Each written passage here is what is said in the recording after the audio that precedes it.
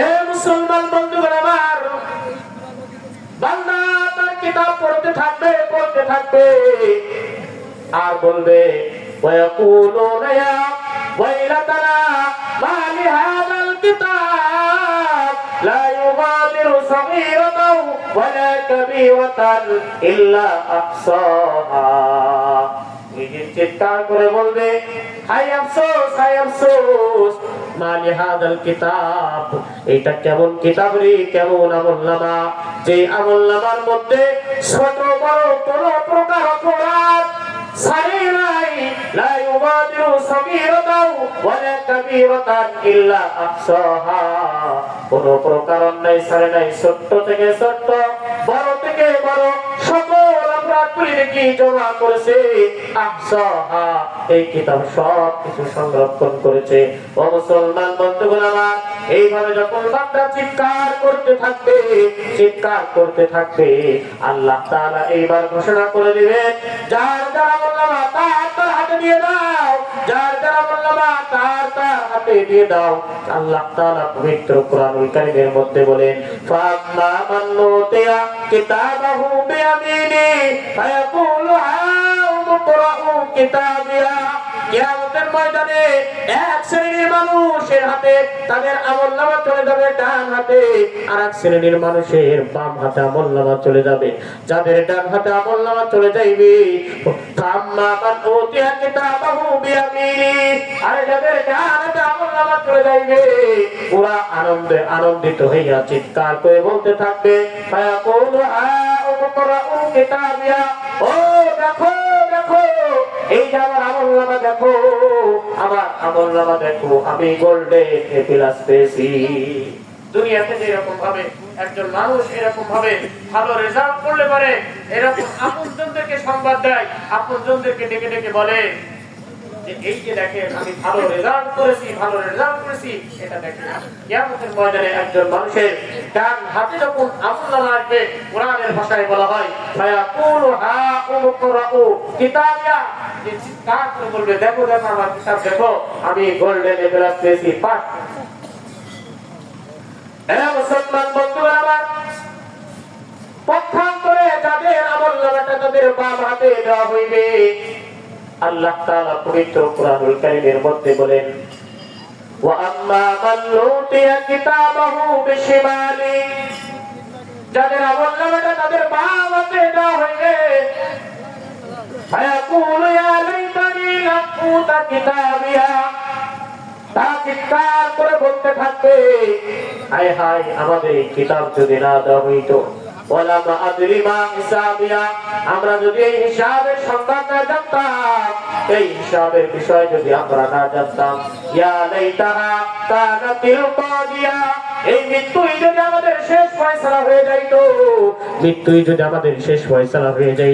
মৃত্যুর পরে যদি আমাদের এই হিসাব না হইতো, এই হিসাবের আমলনামা আমাদেরকে যদি না দেখানো হইতো, মা আগনা আল্লি মালিয়া আলাকা আল্লি সুলতানিয়া, ওই দিন চিৎকার করে বলতে থাকবে মা আগনা আল্লি মালিয়া, হায়রে আমার এত সম্পদ, আমার কোন সম্পদ আমার কোন কাজে আসলো না, আরে আমার এত পাওয়ার, এত ক্ষমতা,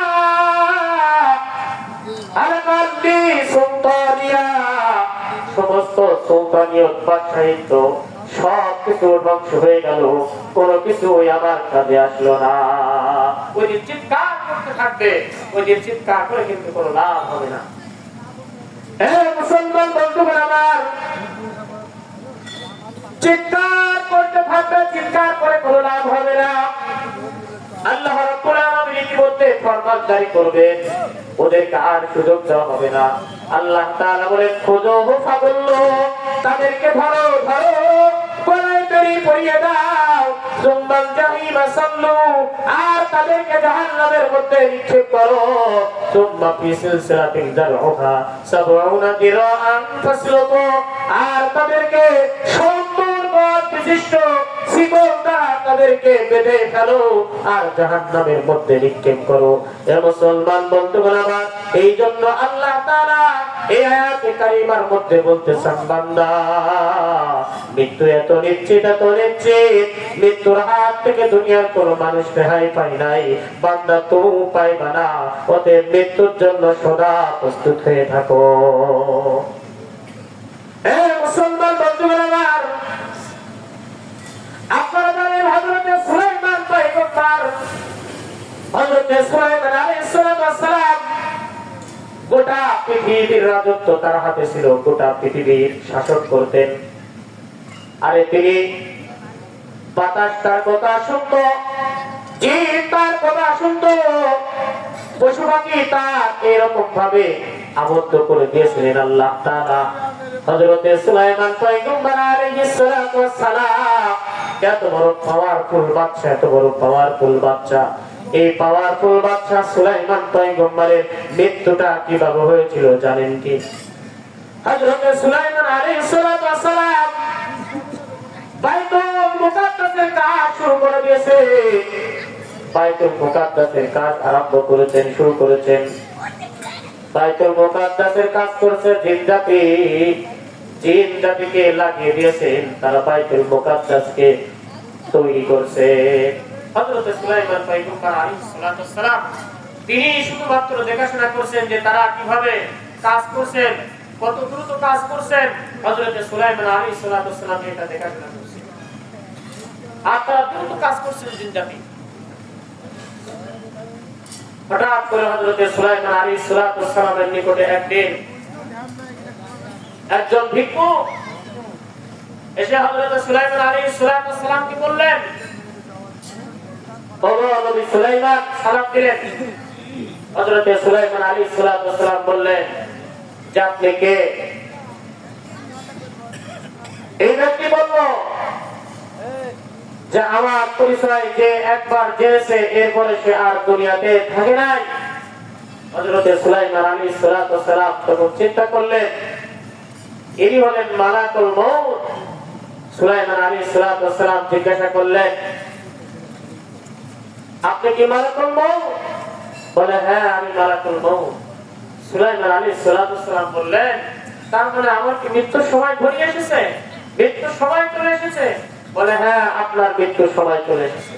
সুলাইমান আলাইহিস সালাম বললেন যে আমাকে একটু সময় দেন, বাইতুল মুকাদ্দাসের কাজ হচ্ছে, আমার মৃত্যু যদি হয়ে যায় এই জিন জাতি এরা বাইতুল মুকাদ্দাসের অসমাপ্ত কাজ আর সমাপ্ত করবে না, অতএব আমার একটু সময় দেন।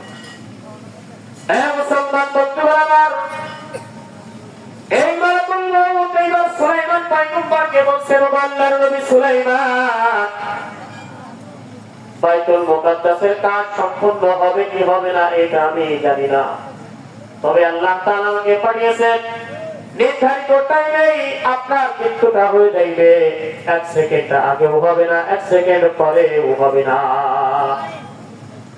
অতএব আপনার যদি হায়াত চেয়ে নিতে হয়, রব্বুল আলামিন আহকামুল হাকিমিন আল্লাহ তাআলার নিকটে আবেদন করেন, দরখাস্ত করেন। আল্লাহ তাআলা যদি আপনার এটা মঞ্জুর করেন, কবুল করেন, হায়াত যদি বৃদ্ধি করে দেন, আমার কোনো আফসোস নাই। হযরত সুলাইমান আলাইহিস সালাম আল্লাহ তাআলার দরবারে আরজি করলেন, আবেদন করলেন, রব্বুল আলামিন আল্লাহ তাআলা আমার হায়াতকে বৃদ্ধি করে দাও। রব্বুল আলামিন এই যে বাইতুল মুকাদ্দাসের কাজ হচ্ছে, কাজটা সমাপ্ত। আল্লাহ এই বাইতুল মুকাদ্দাসের কাজটা সমাপ্ত হবে না যদি আমার মৃত্যু হয়ে যায়। বিসমিল্লাহির রহমানির রহিম। তাবারাকাল্লাযী বিয়াদিহিল মুলকু ওয়া হুয়া আলা কুল্লি শাইইন কাদির। الذي خلق الموت والحياة ليبلوكم أيكم أحسن عملا وهو العزيز الغفور. وقال محمد رسول الله صلى الله عليه وسلم الكيس من دان نفسه وعمل لما بعد الموت.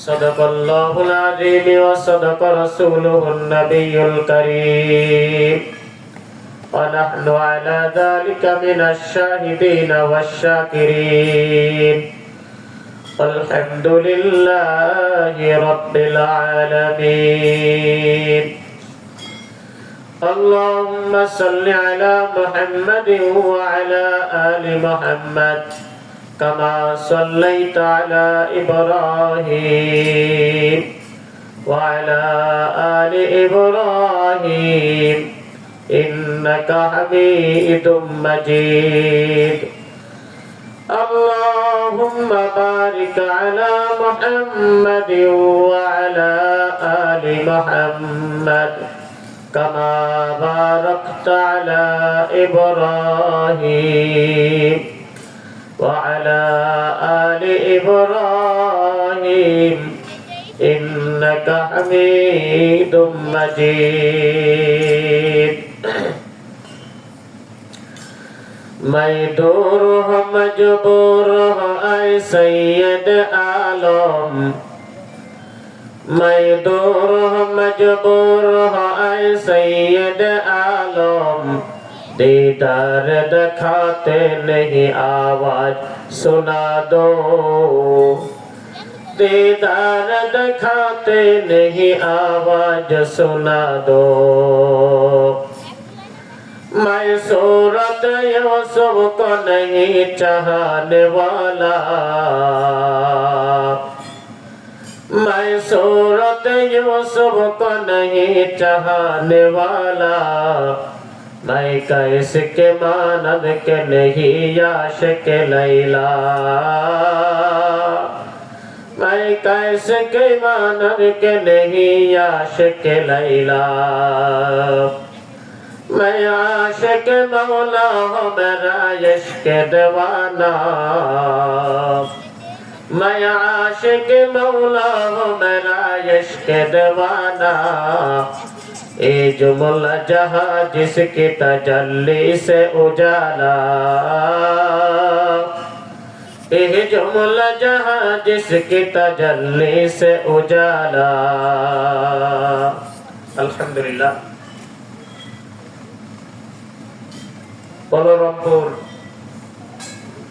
ইটভাটা কর্তৃক আয়োজিত একদিন ব্যাপী ওয়াজ মাহফিল লের সম্মানিত সভাপতি আমন্ত্রিত হযরত উলামা একরাম আমার সামনে উপস্থিত বাংলার প্রত্যন্ত অঞ্চল থেকে আগত দ্বীন প্রিয় ইসলাম প্রিয়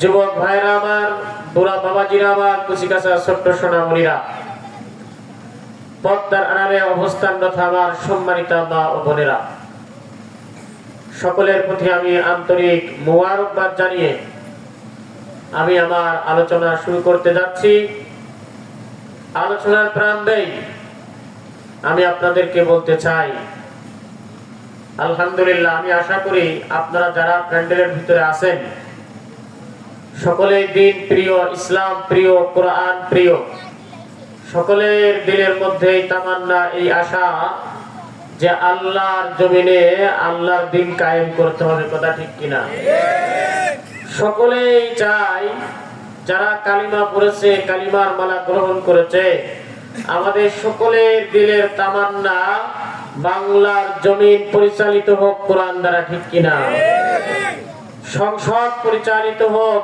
মদিনার সনদ দ্বারা ঠিক কিনা তো আপনারা যারা আছেন আমি আপনাদেরকে করজোড় আহ্বান করব যে আমি আপনাদেরকে বিরক্ত করব না সংক্ষিপ্ত পরিসরে কিছু আলোচনা করব এরপরে ইতি টানবে এরপরে দোয়া করব এরপরে আমি আপনাদের থেকে বিদায় নিব তো আমি যতক্ষণ থাকবো এই সংক্ষিপ্ত আলোচনা আপনারা আমার সঙ্গে থাকবেন তো ইনশাআল্লাহ আমি আপনাদের সামনে খুবই পরিচিত একটি সূরা প্রথম দুইটা আয়াতে কারিমা তেলাওয়াত করেছি যে সূরাটির অবস্থান হলো পবিত্র কোরআনুল কারীমের 29 নম্বর পারাতে প্রথম নাম্বার সূরা এই সূরার নাম কি আপনারা জানেন যারা মোটামুটি কোরআন তেলাওয়াত করেন আমল করেন তাদের তো জানার কথা তাবারাকাল্লাযী বিয়াদিহিল মুলক এই সূরার নাম কি এই তো এই সূরার নাম কি সূরাতুল মুলক মুলক মানে কি বলেন রাজত্ব মুলক মানে কি রাজত্ব। সূরার নাম শুনলে বোঝা যায় এই সূরার ভিতরে কোন কোয়ালিটির আলোচনা। এই সূরার ভিতরে তিন ভাগে আলোচনা করা হয়েছে, তিন শ্রেণীর আলোচনা করা হয়েছে। সম্মানিত হাজিরিন, এই সূরার নাম সূরাতুল মুলক। এই সূরার মধ্যে 30টা আয়াতে কারিমা আছে। এই সূরার অবস্থান 29 নম্বর পার, প্রথম নাম্বার সূরা। এই সূরার প্রথম দুইটা আয়াতে কারিমা আমি আপনাদের সামনে তেলাওয়াত করেছি। এই দুইটা আয়াতে কারিমাকে সামনে রেখে রাসূলুল্লাহ সাল্লাল্লাহু আলাইহি সাল্লামের লক্ষ লক্ষ হাদিসের মধ্য থেকে একটি হাদিস শরীফ তেলাওয়াত করেছি। তেলাওয়াতকৃত আয়াতে কারিমা দ্বয় হাদিস শরীফকে সামনে রেখে একেবারেই সংক্ষিপ্ত পরিসরে কিছু আলোকপাত করার প্রয়াস চালাবো বিতাওফিকিল মালিকিল আজিজিল আল্লাহ। সম্মানিত হাজিরিন, যে সূরাটি আমি আপনাদের সামনে যে সূরার প্রথম দুইটা আয়াতে কারিমা তেলাওয়াত করেছি, এই সূরা খুবই ফজিলতপূর্ণ একটি সূরা, খুবই গুরুত্বপূর্ণ একটি সূরা। সম্মানিত হাজিরিন, কেন এত গুরুত্ব, কেন এত ফজিলত?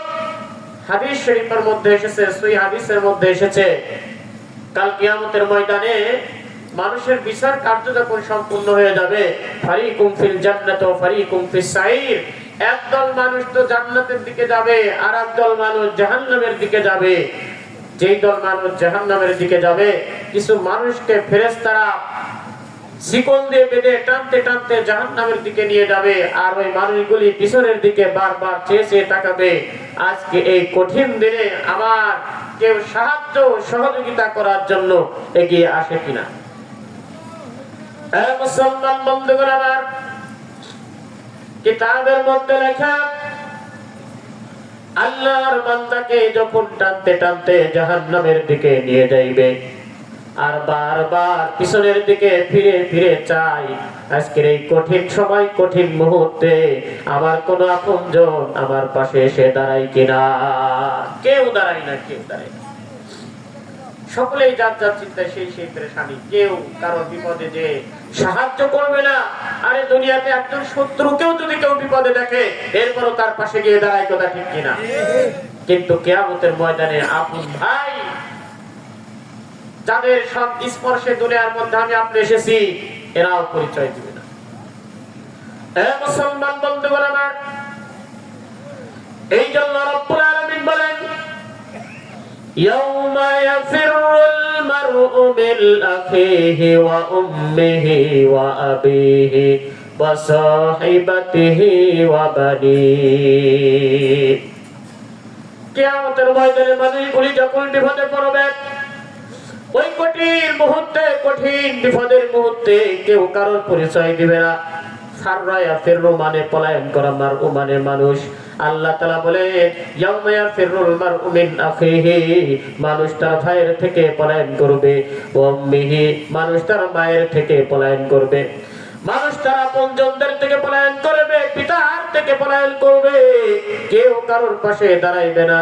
ওই মুহূর্তে এই ব্যক্তিকে যখন ফেরেশতারা টানতে টানতে জাহান্নামের দিকে নিয়ে যায়, বারবার পিছনের দিকে তাকায় আর চিন্তা করে, আজকের এই কঠিন মুহূর্তে আমার পাশে এসে কেউ দাঁড়ায় কিনা। কেউ দাঁড়ায় না, টানতে টানতে জাহান্নামের গেটের একেবারে নিকটবর্তী নিয়ে চলে গেছে। জাহান্নামের গেটের সামনে একেবারে নিকটবর্তী যখন হয়ে গেছে, হঠাৎ করে জাহান্নামের যে ফেরেশতা আল্লাহর বান্দাকে শিকল পরিয়ে টানতে টানতে জাহান্নামের দিকে নিয়ে যায়, হঠাৎ করে দেখা যায় আল্লাহর বান্দা আর ফেরেশতার মাঝখানে একজন মানুষের আকৃতিতে একজনের হৃদয়। চিৎকার দিয়ে জোরে জোরে বলুন সুবহানাল্লাহ। এই ব্যক্তি দুইজনের মাঝখানে সে ওই জাহান্নামে যে ফেরেশতা টানছিল ওই আল্লাহর বান্দাকে, আল্লাহর গোলামকে, ওই ফেরেশতার হাত থেকে শিকলটা এই মাঝখানের এই ব্যক্তি নিয়ে নিল। এইবার জাহান্নামের ফেরেশতা বলে, কি আপনি, আপনার পরিচয় কি? আল্লাহর বান্দার জন্য ফয়সালা হয়ে গেছে জাহান্নামে, আর আপনি শিকলটা নিয়ে এলেন, কারণটা কি? আপনার পরিচয় কি? আপনি বলেন আপনার পরিচয় কি? এইবার এই ব্যক্তি বলে, না আমার পরিচয় আমি বলবো না, আমার পরিচয় রব্বুল আলামিনের কাছে জিজ্ঞাসা করো। আমি কে? আমি তোমার হাত থেকে শিকলটা কেড়ে দিলাম, আমি কে? আমার পরিচয় রব্বুল আলামিনকে জিজ্ঞাসা করো। এইদিকে এই ব্যক্তি আল্লাহ তাআলার দরবারে ফরিয়াদ করবে, আল্লাহ রব্বুল আলামিন, আমি কি তোমার কোরআনের অংশ নই? আমি কি তোমার কোরআনের অংশ নই রব্বুল আলামিন? আমি কি তোমার কোরআনুল কারীমের সূরা মুলক নই রব্বুল আলামিন? যদি তোমার কোরআনুল কারীমের সূরা মুলক হয়ে থাকি রব্বুল আলামিন, আজকে যে দাঁড়িয়ে গেলাম তোমার বান্দার পাশে, দুনিয়াতে তোমার বান্দা যত কষ্টেই থাকুক, দুনিয়াতে আমি সূরা মুলককে নিয়মিত তেলাওয়াত করেছে, মহব্বত করেছে, আমাকে তেলাওয়াত করেছে, আল্লাহ আজকে এই কঠিন মুহূর্তে, কঠিন সময় তোমার বান্দার পাশে কেউ দাঁড়ায় না, কিন্তু আমি সূরা মুলক তোমার বান্দাকে ভুলে নাই। চিৎকার দিয়ে জোরে জোরে বলুন সুবহানাল্লাহ। এ মুসলমান বন্ধুগণ আমার, সূরা মুলক রব্বুল আলামিনকে বলবে, আল্লাহ দাঁড়াইলাম তোমার বান্দার পাশে, রব্বুল আলামিন কথা দিলাম তোমার বান্দাকে যতক্ষণ পর্যন্ত জান্নাত পর্যন্ত না পৌঁছাইতে পারবো ততক্ষণ পর্যন্ত তোমার বান্দার পাশে আমি দাঁড়াইলাম। চিৎকার দিয়ে জোরে জোরে বলুন সুবহানাল্লাহ। কিতাবের মধ্যে লেখে এই সূরা মুলক জাহান্নামের গেট থেকে নিয়ে আল্লাহর বান্দাকে ওই জান্নাতের দিকে রওনা দিবেন। চিল্লায়া বলেন সুবহানাল্লাহ। জান্নাতের দিকে যখন রওনা দিবেন, সূরা মুলক তাকে জান্নাত পর্যন্ত পৌঁছে দিয়ে আসবেন। ও মুসলমান বন্ধুগণ আমার, এই জন্য আমরা উলামায়ে কেরাম বারবার সব সময় বলি, সূরা মুলকের আমল আপনারা করুন। কাল কিয়ামতের ময়দানে সূরা মুলক যদি আমার আপনার পাশে গিয়ে দাঁড়ায়, আমার আপনার জন্য আর কোনো টেনশন নাই। কথা ঠিক কিনা? আল্লাহর নবী বিশ্ব নবী রাহমাতাল লিল আলামিন বলেন, আল কুরআনু হুজ্জাতুল লাকা ওয়া আলাইক। আরে কোরআন কাল কিয়ামতের ময়দানে কারোর পক্ষে সুপারিশ করবে অথবা বিপক্ষে যাইবে। যদি পক্ষে যায় তাহলে তো আলহামদুলিল্লাহ ভালো, আর খোদা না করুক কোরআন যদি আমার আপনার বিপক্ষে চলে যায়, আমার আপনার জন্য কোনো সুপারিশ আর কোনো কাজ হবে না। কোরআন আমাকে বিপক্ষে গেলে জাহান্নাম পর্যন্ত কিন্তু পৌঁছে দিবে। এই জন্য কোরআনের পক্ষে থাকতে হবে না, বিপক্ষে যেতে হবে। চিৎকার দিয়ে বলে সম্মানিত হাজিরিন, কোরআনের পক্ষে থাকতে গেলে কিন্তু অনেক সমস্যা হয়, অনেক সমস্যা হয়। যেরকম ভাবে হযরতে সাহাবা کرام রাদিয়াল্লাহু তাআলা আনহু তারা কোরআনের পক্ষে ছিলেন, কোরআনের পক্ষে কথা বলেছেন, বিনিময়ে তাদেরকে জীবন দিতে হয়েছে। কথা ঠিক কিনা? আমরা দেখেছি আমাদের আকাবিরগণ, উলামায়ে কেরামগণ, আমাদের পূর্বসূরীগণ, তারা আমাদেরকে চোখে আঙ্গুল দিয়ে দেখিয়ে গিয়েছে কোরআনের জন্য তারা জীবন দিয়েছে, এরপর বাতিলের সাথে আপোষ করেন নাই। কথা ঠিক কিনা? বাতিলের সাথে কখনো আপোষ করেন নাই। হে মুসলমান বন্ধুগণ আমার, রব্বুল আলামিন এই সূরার শুরুতে আমি লম্বা কোনো কথা বলবো না। এই সূরার শুরুতে রব্বুল আলামিন কি বলছেন, এই সূরা থেকে আমি কিছু কথা বলবো। ও মুসলমান বন্ধুগণ আমার, আল্লাহ তাআলা এই সূরার শুরুতে বলেন, তাবারাকাল্লাযী বিয়াদিহিল মুলকু ওয়া হুয়া আলা কুল্লি শাইইন কাদির। আল্লাহ তাআলা এই সূরার শুরুতে জানিয়ে দিলেন, তাবারাকাল্লাযী বিয়াদিহিল মুলক, বরকতময় ওই স্রষ্টা, বিয়াদিহিল মুলক, যার হাতে সমস্ত রাজ্যের ক্ষমতা, ওয়া হুয়া আলা কুল্লি শাইইন কাদির, সব কিছুর উপরে যার একাচ্ছন্ন মালিকানা। এই রব আল্লাহ তাআলা আমাদেরকে স্মরণ করে দিচ্ছেন, বান্দা সমস্ত ক্ষমতার রাজাধিরাজ আমি আল্লাহ। এই জন্য এইটা তোমাদের বিশ্বাস করতে হবে, দিলের মধ্যে এটা বদ্ধমূল করতে হবে। কথা ঠিক কিনা? আমি যদি আপনাদেরকে জিজ্ঞাসা করি সব কিছুর ক্ষমতা একমাত্র আল্লাহ, এটা বিশ্বাস করেন কারা কারা? আপনারা সকলে হাত তুলবেন। কিন্তু দেখেন, এই যে সকলে হাত তুলেছেন, আলহামদুলিল্লাহ, হাত তোলেন। কিন্তু আমি আপনাদেরকে বলতে চাই, এটা হলো আপনার জবানের কথা, এটা দিলের কথা নয়। সংগ্রামী সাথী বন্ধুগণ, আমি আপনাদেরকে বলতে চাই, যদি এইটাই আমরা বিশ্বাস করি তাহলে দেখেন ক্ষমতায় উঠানোর মালিককে, ক্ষমতার থেকে নামানোর মালিককে আল্লাহ। কোন সংবিধানে যদি এইটা লেখা থাকে, এইটা যদি বিশ্বাসযোগ্য আকীদা হয় যে সমস্ত ক্ষমতার উৎস হলো জনগণ, জনগণ যদি ইচ্ছা করে ক্ষমতা থেকে নামাতে পারে, জনগণ যদি ইচ্ছা করে ক্ষমতায় বসাতে পারে, এইটা যদি কেউ বিশ্বাস করে, এরপরও কি সে যদি বলে যে সমস্ত ক্ষমতার মালিক, এরপরও কি তাকে মুসলমান বলবেন? অথচ এই বিশ্বাসে আমরা মুসলমানেরা, ঠিক না? এই বিশ্বাসে বিশ্বাসী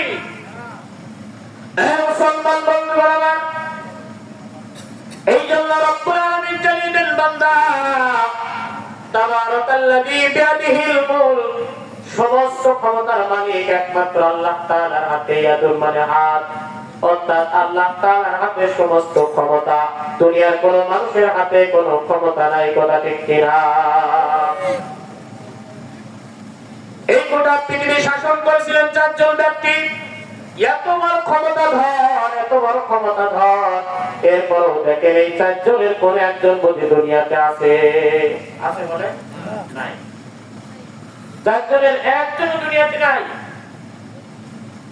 হযরত সুলাইমান আলাইহিস সালাম, হযরত যুলকারনাইন আলাইহিস সালাম, এরপরে নমরুদ, এরপরে গুফতে নসর, এই যে চারজন, দুইজন মুসলমান আর দুইজন কাফের মুশরিক, এরা গোটা পৃথিবী শাসন করেছে। তাদের আঙ্গুলের ইশারায় গোটা পৃথিবী শাসিত হতো। তারা আজকে দুনিয়াতে নাই, তারাও কিন্তু কবরে চলে গেছে, তারাও কবরে চলে গেছে। আপনাকেও যেতে হবে, আমাকেও যেতে হবে। অতএব এই আকীদা, এই বিশ্বাস আমার দিলের মধ্যে বদ্ধমূল করতে হবে যে সমস্ত ক্ষমতার মালিক একমাত্র আল্লাহ। মুসলমান বন্ধুরা আমার, সাইয়্যিদুনা হযরত ইব্রাহিম আলাইহিস সালাতু ওয়াস সালাম যখন তার কওমকে দাওয়াত দিলেন, যখন হযরত ইব্রাহিম আলাইহিস সালাতু ওয়াস সালাম তার যুগে যে খেরাত নমরুদ ছিল, তাকে যখন দাওয়াত দিলেন, এইবার তাকে দাওয়াত দেওয়ার পরে তিনি বললেন, ও ইব্রাহিম, তুমি আমার কোন রবের দিকে ডাকছো, কোন কালিমার দিকে ডাকছো? ইব্রাহিম আলাইহিস সালাতু ওয়াস সালাম বললেন, আমি তো সেই রবের দিকে ডাকি যেই রব আমাকে সৃষ্টি করেছে, আপনাকে সৃষ্টি করেছে, কুল কায়নাত সমস্ত মাখলুকাতকে যিনি সৃষ্টি করেছে, সেই রবের দিকে ডাকি। চিৎকার দিয়ে জোরে জোরে বলুন সুবহানাল্লাহ। ইব্রাহিম আলাইহিস সালাতু ওয়াস সালাম বললেন, ওই রবের দিকে ডাকি, আর যেই রব জীবন দিয়েছে, যেই রব মরণ দিবে, ওই রবের দিকে ডাকি। যেই রব হায়াত দিয়েছেন, যেই রব আমার মওত দিবেন, ওই রবের দিকে ডাকি। এইবার নমরুদ বলে, ও ইব্রাহিম, তুমি যে রবের কথা বলছো, ওই গুণাবলী কিন্তু আমার মধ্যেও আছে। চিল্লায়া জোরে জোরে বলুন নাউযুবিল্লাহ। বলা আনা উকি ওয়া উমিত, বলে আমিও জীবন দিতে পারি, আমিও মৃত্যু দিতে পারি। মুসলমান বন্ধুরা আমার, এই কথা বলে এই নমরুদ এইবার দুইজন ব্যক্তিকে জেলখানা থেকে বের করে নিয়ে চলে আসলো। জেলখানা থেকে বের করে নিয়ে আসে একজনকে মৃত্যুদণ্ড দিল, আর একজনকে জীবিত ছেড়ে দিল।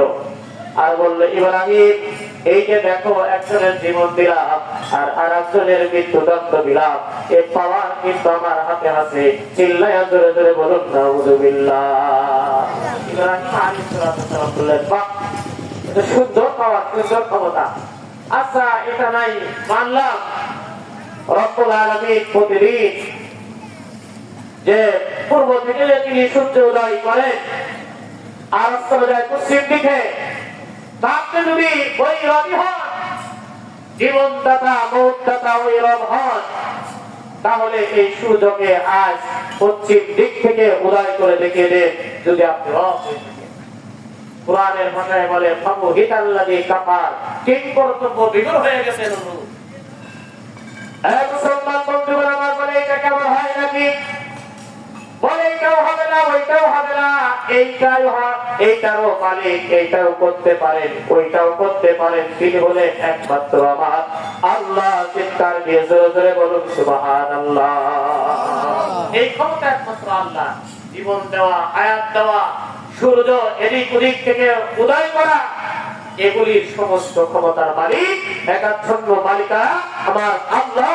চিৎকার দিয়ে বলুন সুবহানাল্লাহ। মুসলমান বন্ধুরা, ওই দয়াময়, ওই ক্ষমতাবান আল্লাহ, তার পাওয়ার কত, তার পাওয়ার কত।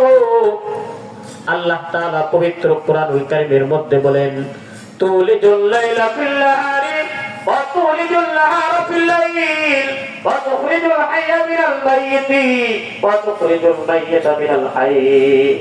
রব্বুল ইসরাতিরি তুলিজুল লাইলা ফিন নাহার ওয়া তুলিজুল নাহারা ফিল লাইল।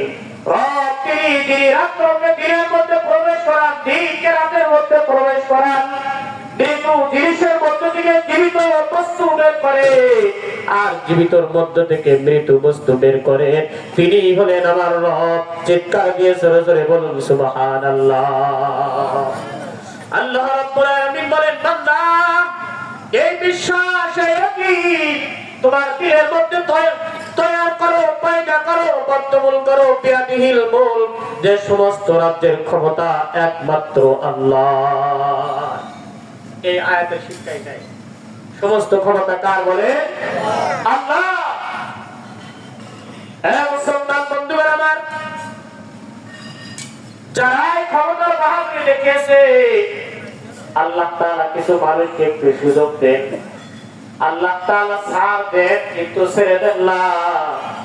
পৃথিবীর শুরু লগ্ন থেকে অনেক বড় বড় কাফের, বেঈমান, নাস্তিক, মুরতাদ এইভাবে এসেছিল, যেইভাবে কিছুদিন আগেও আমাদের দেশ থেকে একজন বিতাড়িত হয়েছে। কথা ঠিক কিনা? মুসলমান বন্ধুরা আমার, আরে তোমরা তো এমন একটা রাষ্ট্রের শাসক, যে রাষ্ট্রের নামটাও লিখতে গেলে কলকাতার মধ্যে যাওয়া লাগে যাবে। কথা ঠিক কিনা? অথচ যারা গোটা দুনিয়া শাসিত করেছে, গোটা দুনিয়া রাজত্ব যারা করেছে, ও মুসলমান বন্ধুরা আমার, তাদেরকেও কিন্তু আল্লাহ তাআলা ওই ক্ষমতার চেয়ার থেকে নামিয়েছেন। কথা ঠিক কিনা? অতএব মুসলমান বন্ধুরা আমার, আল্লাহ রাব্বুল আলামিন এইটাই জানিয়ে দিতেছেন, বান্দা তোমরা চোখে দেখো যে তারা তাদের বাহাদুরি, তাদের ক্ষমতা তোমাদের উপরে প্রয়োগ করে, আর তোমরা চিন্তা করো আল্লাহ তাআলা এদেরকে কিছু বলে না কেন? আল্লাহ তাআলা বলেন, বান্দা আমি আল্লাহ তাআলা সবই পারি, সবই পারি, কিন্তু আমি আল্লাহ তাআলা তাদেরকে সুযোগ দিই, ছেড়ে দিই, কিন্তু তাদেরকে একেবারে ফুল অবকাশ আমি আল্লাহ তাআলা দিই না। এমন এক মুহূর্তে আসবে তাদেরকে এমন ধরা ধরবো, 45 মিনিটের ভিতরে দেশ ছাড়া লাগবে। কথা ঠিক কিনা? মুসলমান বন্ধুরা আমার, ইল্লা বাদশা রাব্বিকা লাশাদীদ, এমন ধরা ধরবে, এমন ধরা ধরবে, ওই রব যাকে ধরবে তাকে আর ছাড়বেন না, রব যাকে ধরবেন তাকে আর ছাড়বেন না, সুযোগ দিবেন না। আমাদের চোখের সামনে আমরা অনেক ইতিহাস করেছি, আমরা সচক্ষেও দেখেছি। কথা ঠিক কিনা? এই জন্য রব্বুল আলামিন আয়াতে কারিমার মধ্যে বলেন, তাবারাকাল্লাযী বিয়াদিহিল মুলক ওয়া হুয়া আলা কুল্লি শাইইন কাদির। ও দুনিয়ার মানুষ, বরকতময় এই স্রষ্টাই মালিক, বিয়াদিহিল মুলক, যার হাতে সমস্ত রাজ্যের ক্ষমতা। ওয়া হুয়া আলা কুল্লি শাইইন কাদির, সমস্ত কিছুর উপর তার একাচ্ছন্ন মালিকানা।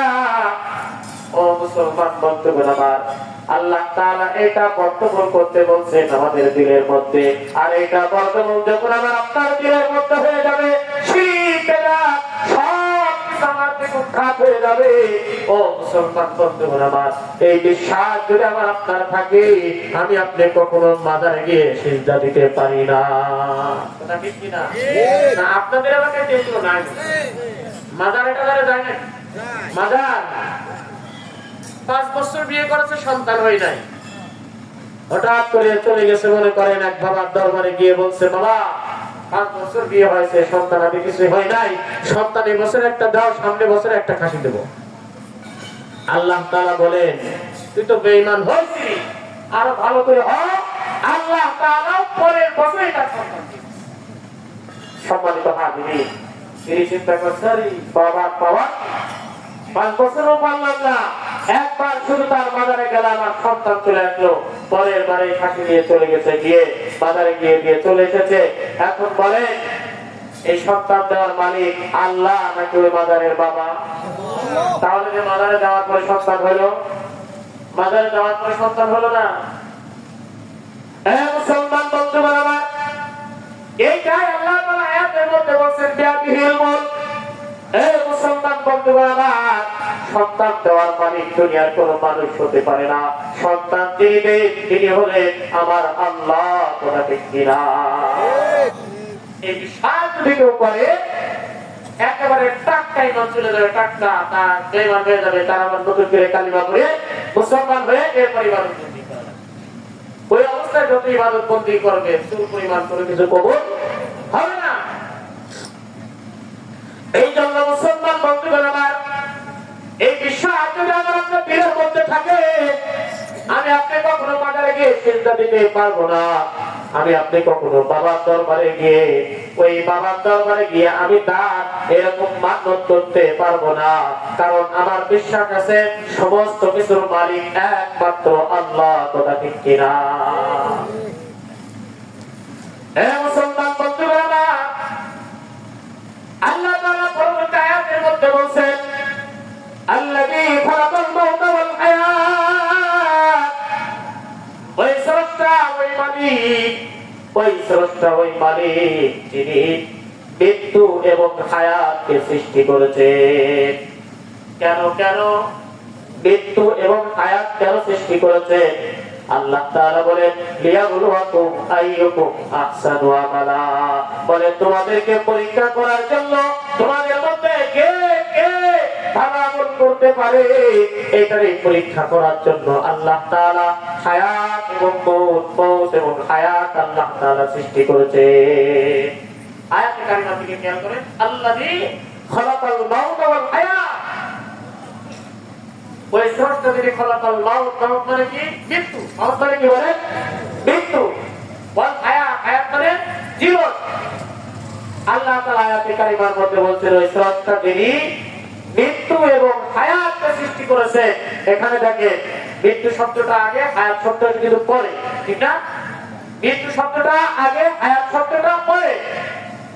অথচ আমরা বাহ্যিক দৃষ্টিতে দেখতে পাই যে আল্লাহ তাআলা আমাদের আগে হায়াত দিয়েছেন, পরে না মৃত্যু। কিন্তু আয়াতে কারিমার মধ্যে এইভাবে বলার দরকার ছিল হায়াতের কথা আগে, মৃত্যুর কথা পরে। কিন্তু মৃত্যুর কথা আগে কেন আনলেন আর হায়াতের কথা পরে কেন নিয়ে গেলেন? মুসলমান বন্ধুরা আমার, এইটা বুঝতে হলে আমাদেরকে একটু অপেক্ষা করতে হবে। আল্লাহ রাব্বুল আলামিন আয়াতে কারিমার মধ্যে আল্লাযী খালাকাল মাউতা ওয়াল হায়াত বললেন ওই স্রষ্টা, ওই মালিক যিনি খালাকাল মাউতা ওয়াল হায়াত, যিনি মাউত এবং হায়াতকে সৃষ্টি করেছেন। আল্লাহ তাআলা এখানে এই যে হায়াত, এই হায়াত দ্বারা কোন হায়াত উদ্দেশ্য নিয়েছে?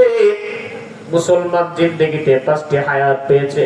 আমরা একটি হায়াত পেয়েছিলাম রূহের জগতে, আরেকটি হায়াত পেয়েছি মায়ের পেটে, আরেকটি হায়াত পেয়েছি দুনিয়ার জগতে, আরেকটি হায়াত পাবো কবর জগতে, আরেকটি হায়াত পাবো আখিরাতের জগতে।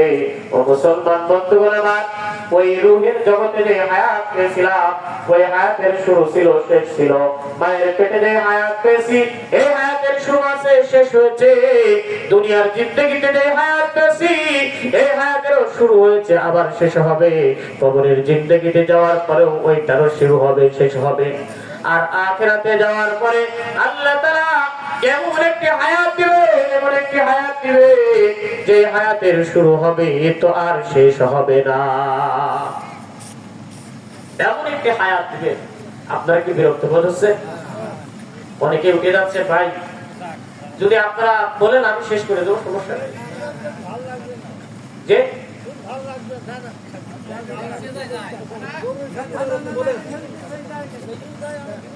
ঠিক আছে, আমি অল্প সময়ের ভিতরে ইনশাআল্লাহ শেষ করবো, আপনাদের বিরক্ত আমি করবো না ইনশাআল্লাহ। তো দেখেন এই আয়াতি কারিমার মধ্যে আল্লাহ তাআলা যে হায়াত বুঝিয়েছেন সেটা হলো আখিরাতে যে হায়াত আল্লাহ তাআলা আমাদেরকে দিবে, ওই হায়াতকে হায়াতকে আল্লাহ তাআলা বুঝিয়েছেন, কারণ হায়াত বলতে ওইটা যেটার শুরু হবে তো আর শেষ হবে না, যেটার শুরু হবে তো আর শেষ হবে না। কারণ আখিরাতে যে হায়াত দিবেন ওই হায়াত শুরু হবে, মানুষের আর কোনোদিন মৃত্যু হবে না। আপনি বলতে পারেন এটা দলিল কি? আল্লাহ রাব্বুল আলামিন মানুষের বিচার কার্য যখন করবে, একদল মানুষ জান্নাতে আর একদল মানুষ জাহান্নামে, আল্লাহ তাআলা তখন একটা ফেরেশতাকে ডাকবেন, ডেকে বলবেন, মৃত্যু নামক এই জন্তুটারে ধরো, এই বস্তুটারে ধরো, আরাম নামক জায়গায় নিয়ে যাও। এ মুসলমান বন্ধুগণ আমার, কিতাবের মধ্যে লেখে এই মৃত্যু নামক বস্তুটারে ধরবে আর ওই আরাম নামক জায়গায় নিয়ে যাইবেন। আরাম নামক জায়গায় নিয়ে যাওয়ার পরে এই মৃত্যু নামক বস্তুটারে ফেরেশতারা জবাই করে দিবে। ওই যে মৃত্যু জবাই করে দিলেন, মানুষের আর কোনদিন মৃত্যু হবে না, মানুষের আর কোনদিন মৃত্যু হবে না। যারা জান্নাতে যাবে জান্নাতে সারা জীবন জীবিত থাকবে, আর যারা জাহান্নামে যাবে জাহান্নামেও সারা জীবন জীবিত থাকবে, তাদের আর কোনদিন মৃত্যু হবে না। তাহলে এই আয়াত কারিমার মধ্যে আল্লাহ তাআলা ওই হায়াত, প্রকৃত যে হায়াত, ওই হায়াতটা মূলত আমাদের পরে আসছে। এই জন্য এই আয়াতের মধ্যে হায়াতের আলোচনাটাও পরে আসছে। কথা ঠিক কিনা? মুসলমান বন্ধুরা আমার, আরেকটা ব্যাখ্যা হলো আল্লাহ তাআলা আয়াতে কারিমার মধ্যে আল্লাযী খালাকাল মাউতা ওয়াল হায়াত, ওই স্রষ্টা যিনি মাউত এবং হায়াতকে সৃষ্টি করেছেন, মৃত্যুর কথাটা আগে এনে এইটাই প্রমাণ করতে চেয়েছেন, বান্দা আমি আল্লাহ তাআলা তোমাকে জীবন দিয়েছিলাম, আমি আল্লাহ তাআলা জীবন দিয়ে তোমাকে দুনিয়ার মধ্যে প্রেরণ করেছিলাম, বান্দা আমি আল্লাহ তাআলা তোমাকে আবার কিন্তু মৃত্যু দেব। মৃত্যুটা এত নিশ্চিত, এত নিশ্চিত, এত অবধারিত। ও মুসলমান বন্ধুগণ আমার, যে মৃত্যুটা মানুষের এত নিকটবর্তী, মৃত্যুর খবর কেউ জানে না কখন তার মৃত্যু হবে। আজ আপনারা এখানে আসছেন, বাড়িতে যেতে পারবেন, এটা কোনো গ্যারান্টি আছে? বলে কোনো গ্যারান্টি নাই। মুসলমান বন্ধুগণ আমার, এই জন্য আল্লাহ তাআলা পবিত্র কোরআনুল কারীমের মধ্যে বলেন, ইযা জাআ আজালুহুম লা ইস্তাগফিরুনা সাআতাও ওয়া লা ইস্তাকদিমুন। আল্লাহ তাআলা বলেন, মৃত্যুর সময় যখন ঘনিয়ে আসবে, মৃত্যুর সময় যখন চলে আসবে, এই মৃত্যুর হাত থেকে কেউ পলায়ন করতে পারবে না, কেউ পলায়ন করতে পারবে না। মৃত্যু নির্ধারিত টাইমে আসবে, এক সেকেন্ড আগে আসবে না, এক সেকেন্ড পরে আসবে না। আল্লাহ তাআলা বলেন, কুল্লু নাফসিন যায়িকাতুল মাউত সুম্মা ইলাইনা তুরজাউন।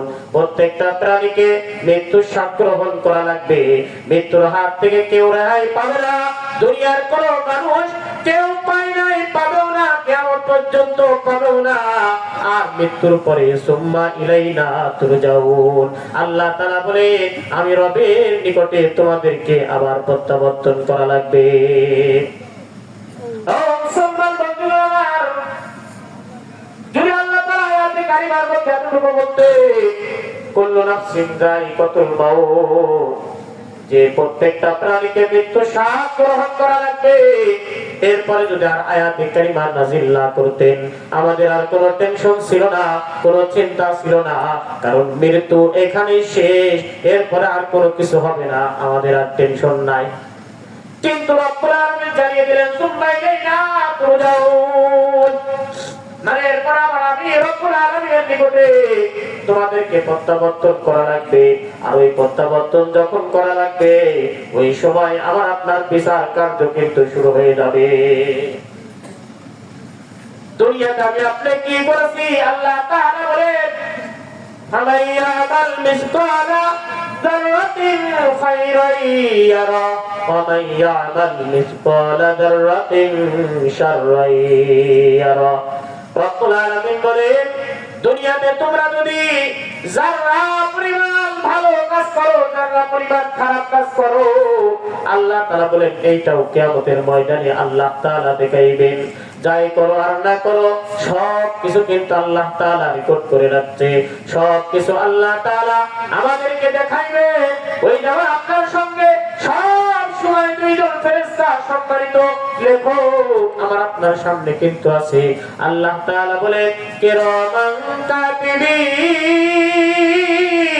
ইয়ালামুনা মা তাফআলুন। আল্লাহ তাআলা বলে ওই যে দুইজন সম্মানিত লেখক তোমাদের সঙ্গে কিন্তু ফিট করে দিয়েছি। এই জন্য কিয়ামতের ময়দানে ওই কঠিন মুহূর্তে আমার আপনার সামনে আল্লাহ তাআলা যখন সব কিছু খুলে দিবেন, সব কিছু খুলে দিবে, ওয়াউদিয়াল কিতাব ফাতারাল মুজরিমিনা মুশফিকিন। কিয়ামতের ময়দানে সম্মানিত হাজিরিন আল্লাহ তাআলা যখন আমার আপনার সামনে যখন আমার আপনার আমলনামা উন্মুক্ত করে দিবেন, আরে আমলনামাটা আমরা দেখতে পাবো। আল্লাহ তাআলা বলেন ওয়ানখুরিজু লাহু ইয়াওমাল কিয়ামাহ কিতাবান ইয়ালকাহু মানশুরা। আল্লাহ তাআলা বলেন কিয়ামতের ময়দানে এমন একটা আমলনামা উন্মুক্ত করে দেওয়া হবে। ওয়ানখুরিজু লাহু ইয়াওমাল কিয়ামাহ কিতাবান ইয়ালকাহু মানশুরা। একটি কিতাব তাদের সামনে উন্মুক্ত করে দেওয়া হবে, আমলনামা উন্মুক্ত করে দেওয়া হবে। উন্মুক্ত একটি আমলনামা তাদের সামনে পেশ করা হবে। আল্লাহ তাআলা বলেন পেশ করে আল্লাহ তাআলা বলবেন ইকরা কিতাবাক কাফা বিনাফসিকা বিয়াউমা আলাইকা হাসিবা। আল্লাহ তাআলা বলবেন বান্দা পড়ো পড়ো পড়ো। দুনিয়াতে তুমি যে আমল করেছিল, দুনিয়াতে তোমার যে আমলনামা তৈরি করা হয়েছিল, ইকরা কিতাবাক তুমি তোমার কিতাব পড়ো কাফা বিনাফসিকা বিয়াউমা আলাইকা হাসিবা। আজকে তোমার বিচারের জন্য তুমি যথেষ্ট হয়ে যাইবা। এ মুসলমান বন্ধুগণ আমার, বান্দা তার কিতাব পড়তে থাকবে আর বলবে ওয়ায়াকুলুনা ইয়া ওয়াইলাতানা মা লিহাযাল কিতাব লা ইউগাদিরু সাগীরাতাও ওয়ালা কাবীরাতান ইল্লা আহসাহা। চিৎকার করে বলবে হায় আফসোস হায় আফসোস মা লিহাযাল কিতাব, এটা কেমন কিতাব রে, কেমন আমলনামা, যে আমলনামার মধ্যে ছোট বড় কোন প্রকার অপরাধ ছাড়ি নাই। লা ইউগাদিরু সাগীরাতাও ওয়ালা কাবীরাতান ইল্লা আহসাহা। কোন প্রকার অন্যায় ছাড়ে নাই, ছোট থেকে ছোট বড় থেকে বড় সকল অপরাধগুলি কি জমা করেছে আহসাহা। এই কিতাব সব কিছু সংরক্ষণ করেছে। ও মুসলমান বন্ধুগণ আমার, এইভাবে যখন বান্দা চিৎকার করতে থাকবে আল্লাহ তাআলা এইবার ঘোষণা করে দিবেন যার যার আমলনামা তার হাতে দিয়ে দাও, যার যার আমলনামা তার হাতে দিয়ে দাও। আল্লাহ তাআলা পবিত্র কোরআনুল কারীমের মধ্যে বলেন ফাম্মা মান উতিয়া কিতাবাহু বিয়ামিনি ফায়াকুলু হাউমুকরাউ কিতাবিয়া। কিয়ামতের ময়দানে এক শ্রেণীর মানুষের হাতে তাদের আমলনামা চলে যাবে ডান হাতে, আর এক শ্রেণীর মানুষের বাম হাতে আমলনামা চলে যাবে। যাদের ডান হাতে আমলনামা চলে যাইবে ফাম্মা মান উতিয়া কিতাবাহু বিয়ামিনি, আর যাদের ডান হাতে আমলনামা চলে যাইবে ওরা আনন্দিত হইয়া চিৎকার করে বলতে থাকবে ফায়াকুলু হাউমুকরাউ কিতাবিয়া। ও দেখো দেখো এই যে আমার আমলনামা দেখো, আমার আমলনামা দেখো, আমি গোল্ডেন প্লাস পেয়েছি। দুনিয়াতে যেরকম ভাবে একজন মানুষ এরকম ভাবে ভালো রেজাল্ট করলে পারে, এরকম আপনজনদেরকে সংবাদ দেয়, আপনজনদেরকে ডেকে ডেকে বলে যে এই যে দেখেন আমি ভালো রেজাল্ট করেছি এটা দেখেন। কিয়ামতের ময়দানে একজন মানুষের ডান হাতে যখন আমলনামা আসবে, কোরআনের ভাষায় বলা হয় ফায়াকুলু হাউমুকরাউ কিতাবিয়া, যে চিৎকার করে বলবে দেখো দেখো আমার কিতাব দেখো, আমি গোল্ডেন প্লাস পেয়েছি, পাস। এরা মুসলমান বন্ধুরা আমার, পক্ষান্তরে যাদের আমলনামাটা তাদের বাম হাতে দেওয়া হইবে আল্লাহ তাআলা পবিত্র কোরআনুল কারীমের মধ্যে বলেন ওয়া আম্মা মান উতিয়া কিতাবাহু বিশিমালি, যাদের আমলনামাটা তাদের বাম হাতে দেওয়া হইবে ফায়াকুলু ইয়া লাইতানি লাম উতা কিতাবিয়া, তারা চিৎকার করে বলতে থাকবে, হায় হায় আমাদের এই কিতাব যদি না দেওয়া হইতো, ওয়ালা মা আদরি মা হিসাবিয়া, আমরা যদি এই হিসাবের সংবাদ না জানতাম, এই হিসাবের বিষয় যদি আমরা না জানতাম, ইয়া লাইতাহা কানাতিল কাদিয়া, এই মৃত্যুই যদি আমাদের শেষ ফয়সালা হয়ে যাইতো, মৃত্যুই যদি আমাদের শেষ ফয়সালা হয়ে যাইতো, মৃত্যুর পরে যদি আমাদের এই হিসাব না হইতো, এই হিসাবের আমলনামা আমাদেরকে যদি না দেখানো হইতো, মা আগনা আল্লি মালিয়া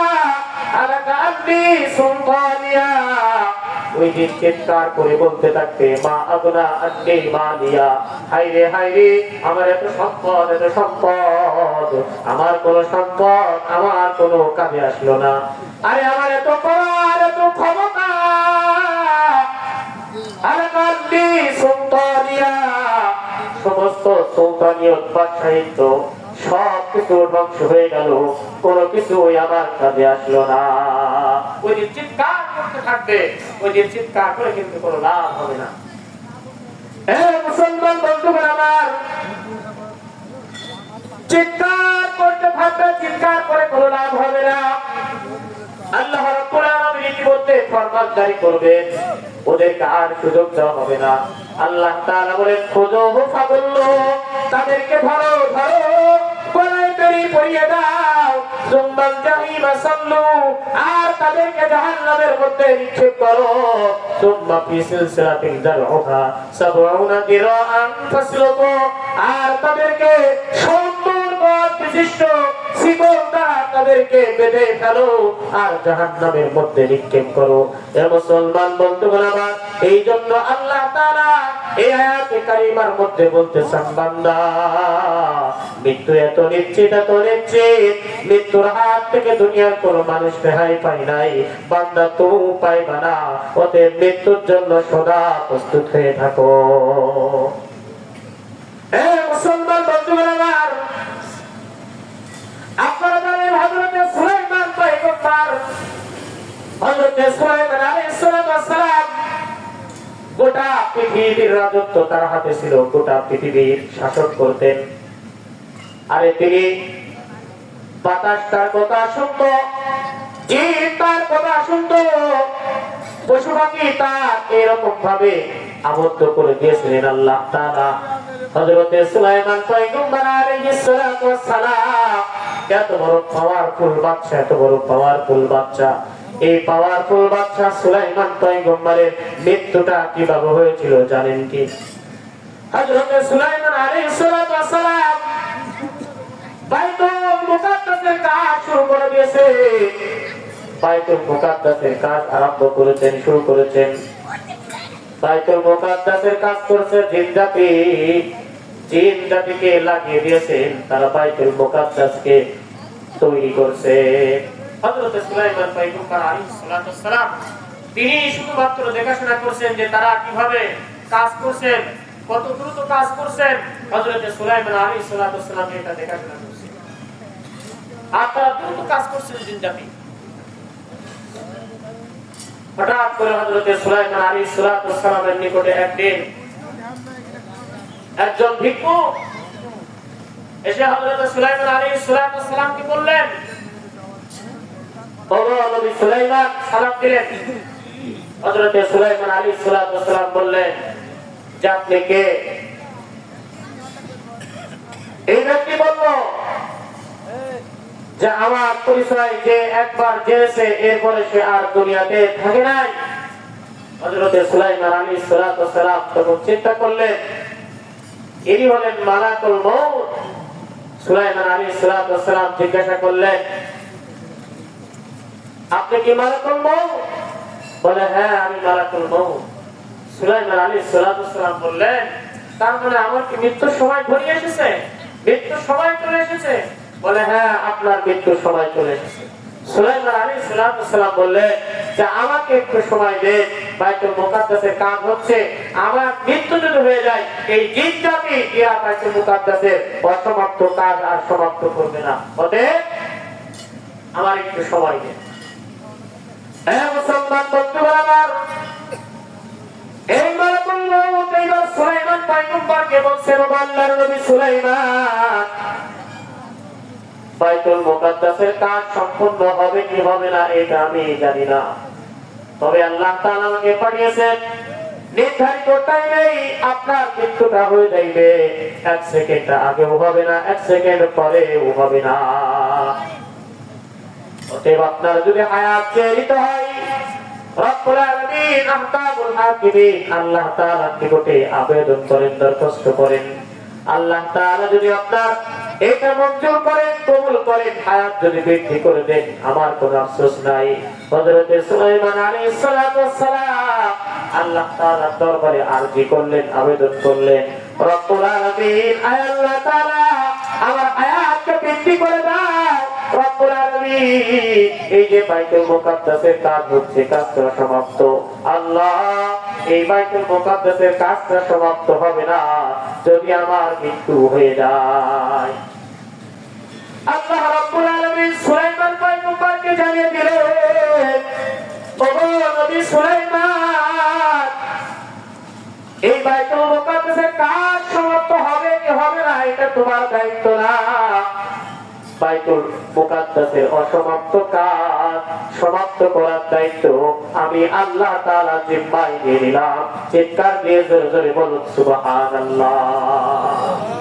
সমাপ্ত হবে কি হবে না এটা তোমার দায়িত্ব না, এটা আমি জিম্মায় নিয়ে নিলাম। হে মুসলমান বন্ধুগণ আমার, আল্লাহ তাআলা বললেন বাইতুল মুকাদ্দাসের কাজটা কিভাবে সম্পূর্ণ করতে হয় এটা আমি দেখব। হযরত সুলাইমান আলাইহিস সালাতু ওয়াস সালামের নির্ধারিত টাইমে নির্দিষ্ট সময়ে সুলাইমান আলাইহিস সালাতু ওয়াস সালামের মৃত্যু হয়ে গেল। কিতাবের মধ্যে লেখে হযরত সুলাইমান আলাইহিস সালাতু ওয়াস সালাম তিনি তার সিংহাসনে একটা কাছে রুমের মধ্যে তিনি একটা লাঠির উপর ভর দিয়ে এইভাবে দাঁড়িয়েছিলেন। ওই অবস্থায় তার নিকটে মালাকুল মউত হাজির হয়ে যায়। কিতাবের মধ্যে লেখে মালাকুল মউত ওই লাঠির উপর হাত দেওয়া অবস্থায় হযরত সুলাইমান আলাইহিস সালাতু ওয়াস সালামের রূহটা কবজ করে নেন। হে মুসলমান বন্ধুগণ আমার, এই সুলাইমান আলাইহিস সালাতু ওয়াস সালামের রূহটা কবজ করে নিয়ে চলে গেলেন, কিন্তু এই যে আল্লাহ তাআলা বলেছিলেন বাইতুল মুকাদ্দাসে অসমাপ্ত কাজ কিভাবে সমাপ্ত করতে হয় এটা আমি দেখব। কিতাবের মধ্যে লেখে হযরত সুলাইমান আলাইহিস সালাতু ওয়াস সালামের মৃত্যু হয়ে গেছে, আর লাঠির উপর ভর দিয়ে ওই যে জিনেরা বাইতুল মুকাদ্দাস তৈরি করছে ওই দিকে তিনি তাকিয়ে আছে। জিন জাতি বারবার হযরত সুলাইমান আলাইহিস সালাতু ওয়াস সালামের দিকে তাকায় আর চিন্তা করছে সুলাইমান আলাইহিস সালাতু ওয়াস সালাম আমাদের দিকে তাকিয়ে আছে, রাত দিন 24 ঘন্টা তারা এরকম ভাবে খুব দ্রুত কাজ করছে। মুসলমান বন্ধুরা আমার, হঠাৎ করে যখন বাইতুল মুকাদ্দাসের কাজটা শেষ পর্যায়ে শেষ হয়ে গেল, এক পর্যায়ে বাইতুল মুকাদ্দাস সম্পূর্ণ হয়ে গেল। এইবার যখন বাইতুল মুকাদ্দাসের কাজ শেষ হয়ে গেল, হযরত সুলাইমান আলাইহিস সালাতু ওয়াস সালাম যেই লাঠির উপরে ভর দিয়েছিলেন, কিতাবের মধ্যে লেখে কাজ শেষ হওয়ার সঙ্গে সঙ্গে ওই লাঠিটা সহ সুলাইমান আলাইহিস সালাতু ওয়াস সালাম একদিকে কাত হয়ে তিনি পড়ে গেলেন। এইবার চিন্তা করলো, হাই হাই, তার মানে আমরা তো ঠিক সুলাইমান আলাইহিস সালাতু ওয়াস সালাম কবে মৃত্যুবরণ করছে আর আমরা কাজ করেই যাচ্ছি। এইবার তারা চিন্তা করলো যে হযরত সুলাইমান আলাইহিস সালাতু ওয়াস সালাম আসলে মৃত অবস্থায় লাঠির উপর ভর দিয়ে কতদিন তিনি জীবিত ছিলেন। তারা এবার গবেষণা করতে লাগলো। কিতাবের মধ্যে লেখে সুলাইমান আলাইহিস সালাতু ওয়াস সালাম যেই লাঠির উপরে ভর দিয়েছিলেন ওই লাঠির নিচেই দেখা গেল একটা ওই পোকা লেগে আছে। এই ওই পোকাটা লাঠিটা খেয়েছে, আর কাজ যখন শেষ হয়ে গেছে, খাওয়া দাওয়া পর্যাপ্ত হয়ে গেছে, আর সুলাইমান আলাইহিস সালাতু ওয়াস সালাম কাঁদবে লাঠি সহ পড়ে গেছে। এইবার তারা চিন্তা করতে লাগলো, আরে সুলাইমান আলাইহিস সালাতু ওয়াস সালাম একদিন আগে মৃত্যুবরণ করেছে, নাকি 5 দিন আগে, নাকি 5 মাস আগে, নাকি 5 বছর আগে। তারা এবার গবেষণা করতে লাগলো। কিভাবে গবেষণা করলো? ওই পোকাটা আরেকটি ভালো লাঠির নিচে এইভাবে লাগিয়ে দিল। একদিন রাখলো, একদিন রাখার পরে এরকম ভাবে তারা ওই পোকাটা ওইখান থেকে সরানোর পরে দেখলো কি পরিমাণে কতটুকু লাঠি এই ওই পোকাতে একদিনে খেয়েছে। সম্মানিত হাজির, পরবর্তীতে এটা হিসাব করে দেখা গেল একদিনে ওই পোকা যতটুকু খেয়েছিল ওই লাঠিটা ওই পর্যন্ত খেতে এই ওই পোকাটার সময় লেগেছে 1 বছর। চিৎকার দিয়ে বলেন সুবহানাল্লাহ। 1 বছর হযরত সুলাইমান আলাইহিস সালাতু সালাম লাঠির উপর ভর দিয়ে এভাবেই আল্লাহ তাআলা রেখে দিয়েছেন। এটা রেখেছেন কে বলেন? এটা রেখেছেন কে বলেন? আল্লাহ তাআলা। মৃত্যু অবস্থায় আল্লাহ তাআলা মানুষকে রাখতে পারেন। মুসলমান বন্ধুরা আমার, হযরত সুলাইমান আলাইহিস সালাতু সালামের মৃত্যু কিন্তু নির্দিষ্ট টাইমে, নির্ধারিত টাইমে কিন্তু সুলাইমান পয়গম্বরের মৃত্যু হয়ে গেছে। ও মুসলমান বন্ধুরা আমার, আল্লাহ তাআলা এইটাই বলতেছেন আয়াতে কারিমার মধ্যে, তাবারাকাল্লাযী আল্লাযী খালাকাল মাউতা ওয়াল হায়াত। ও দুনিয়ার মানুষ, ওই স্রষ্টা, ওই মালিক যিনি খালাকাল মাউতা ওয়াল হায়াত, যিনি মৃত্যু এবং হায়াতকে সৃষ্টি করেছেন। অর্থাৎ মৃত্যু শব্দটা আগে নিয়ে আসে আল্লাহ তাআলা এটাই বুঝাইতেছেন, বান্দা মৃত্যুটা এত নিশ্চিত, এত নিশ্চিত, দুনিয়ার কোন মানুষ মৃত্যুর হাত থেকে রেহাই পায় নাই, তোমরাও কিন্তু মৃত্যুর হাত থেকে রেহাই পাইবা না। মুসলমান বন্ধুগণ আমার, আল্লাহ রাব্বুল আলামিন পরবর্তী আয়াতের মধ্যে বলছে এই যে মাউত এবং হায়াত, আল্লাহ তাআলা এটা কেন সৃষ্টি করেছেন? আল্লাহ তাআলা মানুষের জীবন কেন দিয়েছেন আর মৃত্যু কেন দিয়েছেন? আল্লাহ তাআলা হায়াত কেন দিয়েছেন? রব্বুল আলামিন আয়াতের পরবর্তী অংশে বলছেন লিয়াবলুয়াকুম আইয়ুকুম আহসানু আমালা।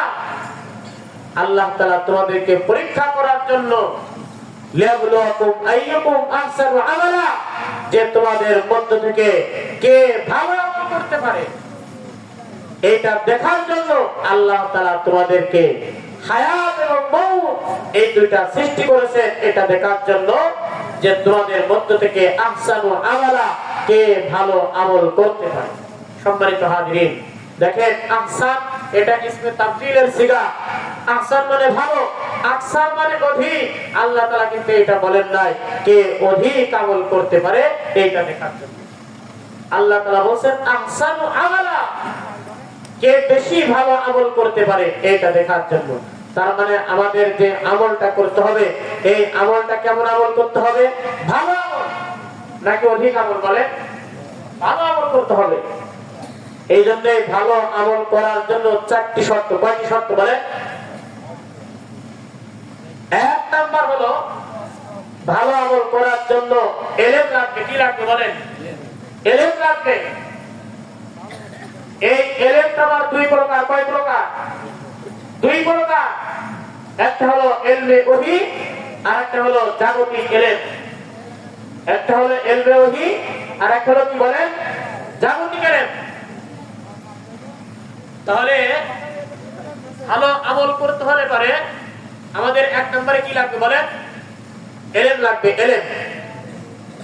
সম্মানিত হাজিরিন, ভালো আমল করতে হলে ইলম লাগবে। ইলমের গুরুত্ব, ইলমের প্রয়োজনীয়তা কতটুকু?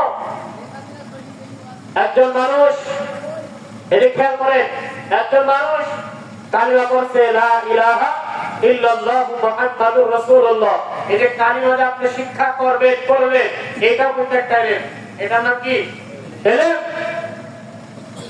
আপনি আমি মুসলমান হয়েছি কিসের মাধ্যমে বলে? কালিমা পড়ার মাধ্যমে। কালিমা যদি কেউ সহি শুদ্ধ করে পড়ছে, বিশ্বাস করছে, তদনুযায়ী আমল করছে, তো সে মুসলমান হয়েছে।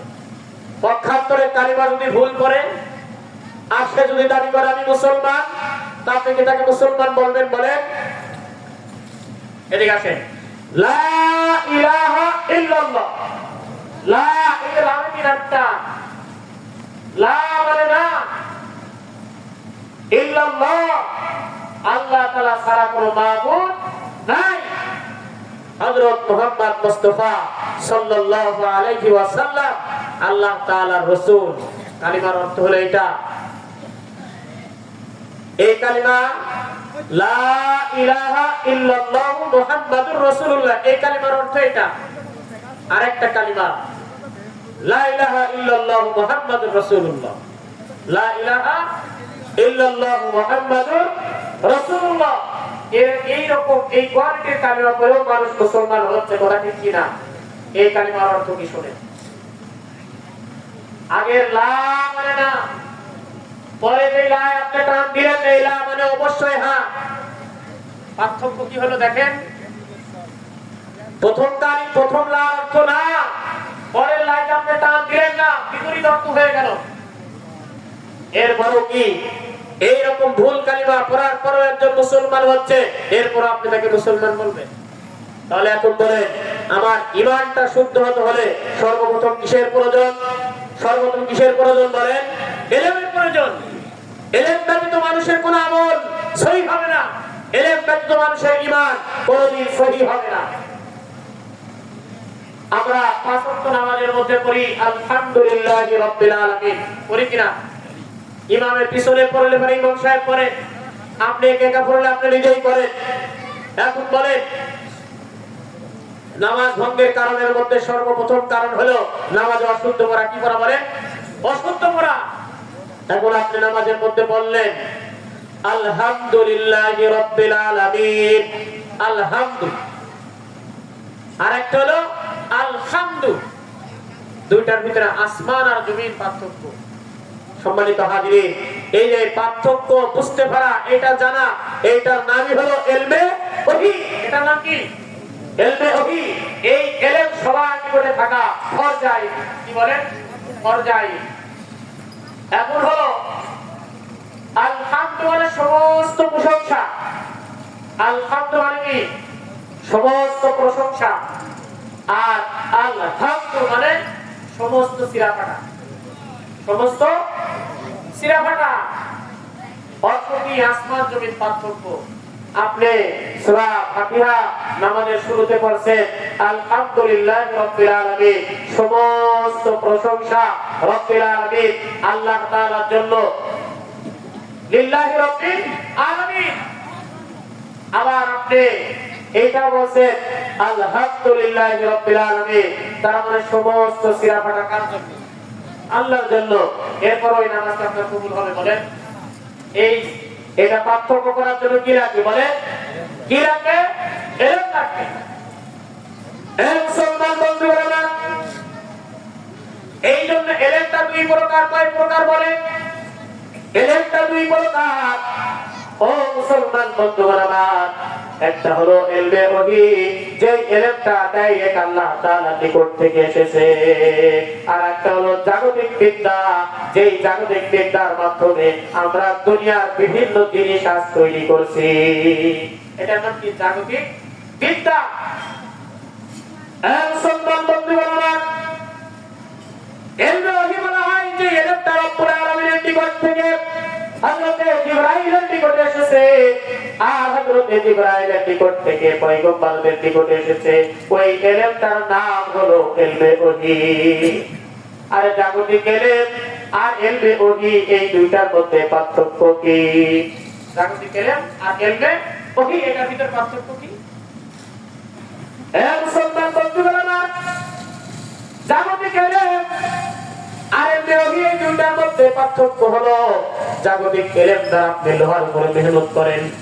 জাগতিক ইলম দ্বারা আপনি লোহার উপর যদি মেহনত করেন, এই হাজার হাজার টন লোহা আসমানের উপরে উড়াইতে পারেন, বাতাসের উপরে উড়াইতে পারেন। কথা ঠিক কিনা? এটা হলো জাগতিক ইলম। এই জাগতিক ইলম দ্বারা আপনি লোহার উপরে মেহনত করেন, হাজার হাজার টন লোহা আপনি পানির উপর ভাসাইতে পারবেন। কিন্তু এই জাগতিক ইলম দ্বারা আপনি আমার রবকে খুঁজে পাবেন না। কথা ঠিক কিনা? জাগতিক ইলম দ্বারা আমার রব, আমার মালিককে খুঁজে পাওয়া যাবে না। মুসলমান বন্ধুরা, আমার রব, আমার মালিককে খুঁজে পাইতে হলে আমাকে যে ইলমের প্রয়োজন, সেই ইলমের নাম হলো ইলমে ওহী। ইলমে ওহী ব্যতীত আমার রবকে খুঁজে পাওয়া যাইবে না। এলমে ওহী ব্যতীত আমার মালিককে খুঁজে পাওয়া যাইবে না। এজন্য রবকে পেতে হলে আমাদের সর্বপ্রথম কোন ইলম লাগবে বলে? ইলমে ওহী। আরে ইলমে ওহীর বিকল্প নাই। যার ভিতরে ইলমে ওহী নাই ওর ভিতরে মনে করতে হবে ঈমান নাই। কারণ ইলমে ওহীর জ্ঞানটা যদি সহি জ্ঞানটা যদি তার ভিতরে না থাকে তাহলে তার কোনো আমল তো হবে না। কারণ নামাজ ভঙ্গের কারণের এক নাম্বার কারণ নামাজ অশুদ্ধ করা, ঠিক কিনা? এখন আপনি যদি পড়েন আলহামদু, তাহলে নামাজ হয়েছে না গেছে? নামাজ গেছে। এইভাবে 50 বছর পরে, 60 বছর পরে, 70 বছর পরে এই নামাজে কোনো ফায়দা হবে? কোনো ফায়দা হবে না। এখন বলতে পারেন হুজুর আমরা এই নামাজ পড়েছি আসলে বুঝি নাই, জানি নাই, যার কারণে আমরা এই নামাজ পড়েছি, তাহলে আপনারা এটা কবুল করে নেবেন। সম্মানিত হাজিরিন, এটা আপনাদের একটা ভুল চিন্তা, ভুল ধারণা। কাল কিয়ামতের ময়দানে আল্লাহ রাব্বুল আলামিন বলবেন বান্দা তোমার তো নামাজ হয় নাই, আর আপনি বলবেন আল্লাহ করেছিলাম তো হয় নাই, কি হয়নি এটা তো আমি জানি না। আল্লাহ তাআলা বলবেন আরে দুনিয়ার সব কিছু বুঝলা, দুনিয়ার সব কিছু জানলা, মাটির নিচ থেকে স্বর্ণের খনি বের করতে পারলা, মাটির নিচ থেকে তেলের খনি বের করতে পারলা, 5 তলা বিল্ডিং কিভাবে তৈরি করতে হয় এটা পারলা, হাজার হাজার টন লোহা বাতাসের উপরে উড়াইতে পারলা, হাজার হাজার টন লোহা পানির উপরে ভাসাইতে পারলা, আর আমি মালিককে পাওয়ার জন্য এই ইলমটুকু তুমি পাইলে না, এই জ্ঞানটুকু তুমি অর্জন করতে পারলে না। কিভাবে নামাজটা শুদ্ধ হবে, কিভাবে তোমার ঈমানটা শুদ্ধ হবে, এই ইলমটুকু তুমি অর্জন করতে পারলে না, দুনিয়ার সব কিছু অর্জন করবে। সম্মানিত হাজিরিন, আমরা কিন্তু ধরা খেয়ে যাব। এই জন্য মুসলমান বন্ধুগণ আমার, আল্লাহর নবী বিশ্ব নবী রাহমাতাল লিল আলামিন বলেন তলাবুল ইলমি ফরিদাতুন আলা কুল্লি মুসলিম। আল্লাহর নবী বলেন দুনিয়ার মানুষ দ্বীনের ইলম অর্জন করা প্রত্যেকটা মুসলমান নর নারীর উপরে ফরজ। অর্থাৎ এই দ্বীনের ইলম অর্জন করা প্রত্যেকটা নর নারীর উপরে ফরজ। অতএব এইটা ফরজ মানে ফরজ আইন। যেরকম নামাজ আমার আপনার উপরে ফরজ আইন, রোজা যেরকম আমার আপনার উপরে ফরজ আইন, যাকাত যেরকম আমার আপনার উপরে ফরজ আইন, হজ যেরকম সামর্থ্য অনুযায়ী হজটাও ফরজ আইন, এইরকম দ্বীনের ইলম অর্জন করা এইটাও কিন্তু আপনাদের উপরে, আমাদের উপরে, সকলের উপরে ফরজ আইন। আর ইলম না থাকার কারণে কি ক্ষতি হচ্ছে দেখেন, পাক না পাক এটা আমরা পার্থক্য করতে পারছি না, হালাল হারাম এটা আমরা পার্থক্য করতে পারছি না। মুসলমান, পাক না পাক যদি আমি আপনি পার্থক্য না করতে পারি আমার কোনো ইবাদত হবে না। এই খেয়াল করেন, কথা মনে করেন আপনার গোসল ফরজ হয়েছে, এখন এই গোসল ফরজ হওয়ার পরে আপনাকে পবিত্রতা অর্জন করতে হবে। আর এই পবিত্রতা অর্জন করার জন্য কিছু পদ্ধতি, কিছু নিয়ম আছে। একজন মানুষ মনে করেন নাপাক হয়েছে, নাপাক হওয়ার পরে এখন সে মনে করেন যে নদীতে গিয়ে গোসল করে উঠে চলে আসলো, কিন্তু গোসলের যে খরচ এটা আদায় করে নাই। এইভাবে যদি সে সারাদিন গোসল করে, 5 বছর গোসল করে, 50 বছর গোসল করে, এরপর সে পবিত্রতা অর্জন করবে বলে? পবিত্রতা অর্জন করবে? পবিত্রতা অর্জন করতে হলে আগে তাকে ফরজটা আদায় করতে হবে। গোসলের যে ফরজ, এই ফরজটা তাকে আদায় করতে হবে। সম্মানিত হাজিরিন, সমাজের কত মানুষ এই অপবিত্র অবস্থায় আমার মালিকের কুদরতি কদমে সিজদায় লুটিয়ে পড়ছে, কথা ঠিক কিনা? কত মানুষ এই অপবিত্র অবস্থায় নামাজ আদায় করছে। আমরা এই ইলম অর্জন করতেছি না, পাক নাপাকের যে মাসআলা এটা আমরা জানতেছি না, অথচ মূল ওয়াজ হচ্ছে পাক নাপাক। এখানে মাসআলা হলো আপনার ঈমান গেছে না আছে, এই মাসআলা। আপনি অপবিত্র অবস্থায় যদি আমার মালিকের কুদরতি কদমে সিজদা দেন তাহলে আমার অবস্থা কি হবে? সম্মানিত হাজিরিন, হালাল হারাম, কোনটা হালাল আর কোনটা হারাম এটা পার্থক্য আমি করতে পারি না, হালাল হারামের পার্থক্য করতে পারি না। অথচ আল্লাহ রাসূল সাল্লাল্লাহু আলাইহি সাল্লাম বললেন হালাল হালালাহু হারামাহু আদখালাহুল্লাহুল জান্নাহ। যে ব্যক্তি হালালকে হালাল মেনে হারামকে হারাম মেনে চলবে, আল্লাহ রাসূল বলেন তার জন্য জান্নাত। চিৎকার দিয়ে বলুন সুবহানাল্লাহ। তাকে আল্লাহ তাআলা জান্নাত দিবেন। অথচ এই হালাল হারামের পার্থক্যটা আমরা করতে পারছি না। আমি যে হারাম খাচ্ছি এটা বুঝছি না। মুসলমান বন্ধুরা আমার, এই জন্য হালাল হারামের পার্থক্য, পাপ না বেরেকের পার্থক্য, এটা যদি আবার আপনার নিকটে না থাকে, এইটা এলেম আমার আপনার নিকটে যদি না থাকে, তাহলে কিন্তু কিয়ামতের ময়দানে ওই যে আল্লাহর নবী বিশ্বনবী বলেছেন, কিয়ামতের ময়দানে এত মানুষ জাহান্নামে যাবে, এত মানুষ জাহান্নামে যাবে, 1000-এর মধ্যে 999 জন যাবে জাহান্নামে, আর একজন মানুষ যাবে জান্নাতে। সম্মানিত হাজিরিন, কারণ কি দেখেন, আমরা যে ইবাদত করছি আজ থেকে 20 বছর আগে থেকে খেয়াল করেন, ওই সময় কিন্তু নামাজীর সংখ্যা ছিল না, ঠিক কিনা? এত ওয়াজ মাহফিল কিন্তু হতো না, এলাকায় এত হুজুর ছিল না, এত মুসল্লি ছিল না। কিন্তু দেখেন আজ নামাজীর সংখ্যা বাড়ছে, আলেমের সংখ্যা বাড়ছে, কিন্তু অন্যায় কমেছে নাকি বলেন? পাপ কমেছে, গুনাহ কমেছে, এগুলি কিন্তু কমে নাই, বরঞ্চ মুসলমানদের সংখ্যা যেইভাবে বৃদ্ধি পাইছে তার চেয়ে দ্বিগুণ হারে গুনার পদ্ধতি বৃদ্ধি পাইছে। কথা ঠিক কিনা? সম্মানিত হাজিরিন, আমাদের ঈমানকে হরণ করার জন্য, ঈমানকে ধ্বংস করার জন্য ওই পশ্চিমাদের যে থিওরি, এটা তারা পরিপূর্ণভাবে কাজে লাগাচ্ছে এবং তারা পরিপূর্ণভাবে সফল হচ্ছে। কথা ঠিক কিনা? সম্মানিত হাজিরিন, আমরা সরল মনা মুসলমানেরা এগুলি বোঝার চেষ্টা করছি না, এগুলি বোঝার চেষ্টা করছি না। এই জন্য দেখেন অনেক মানুষ নামাজ আদায় করছে, অনেক মানুষ কালিমা পড়ছে, কিন্তু তাদের নামাজ, তাদের কালিমা একটাও সহি তরিকায় হচ্ছে না, যার কারণে তাদের ঈমানটাও আল্লাহ তাআলার দরবারে গ্রহণযোগ্য হচ্ছে না। এক নাম্বার হলো ঈমান। আর ঈমান করতে হলে আমাকে কালিমাটা শুদ্ধ করতে হবে। আমি যে আপনাদেরকে বলি, ভাই এখানে কয়জনের কালিমা শুদ্ধ আছে, আমি একজন একজন করে যদি বলতে বলি, তাহলে আমার মনে হয় এখানে শতকরা হয়তোবা 95 জন মানুষই কালিমার পরীক্ষায় ফেল করবেন। কথা ঠিক কিনা? শুদ্ধ করে কালিমাটা উচ্চারণ করতে পারবেন না, হার উচ্চারণ এটা শুদ্ধ হবে না। অথচ একটা অক্ষরের উচ্চারণ শুদ্ধ না হওয়ার কারণে পরিপূর্ণ অর্থটা পরিবর্তন হয়ে যাচ্ছে। এই জন্য মুসলমান বন্ধুরা আমার ঈমানকে যদি সহি করতে হয়, ঈমান আমলকে যদি সঠিক করতে হয়, তাহলে ওই যে সুন্দর আমল করার জন্য এক নম্বরে যে শর্ত, সেইটা হলো ইলম লাগবে। কি লাগবে বলেন? ইলম লাগবে।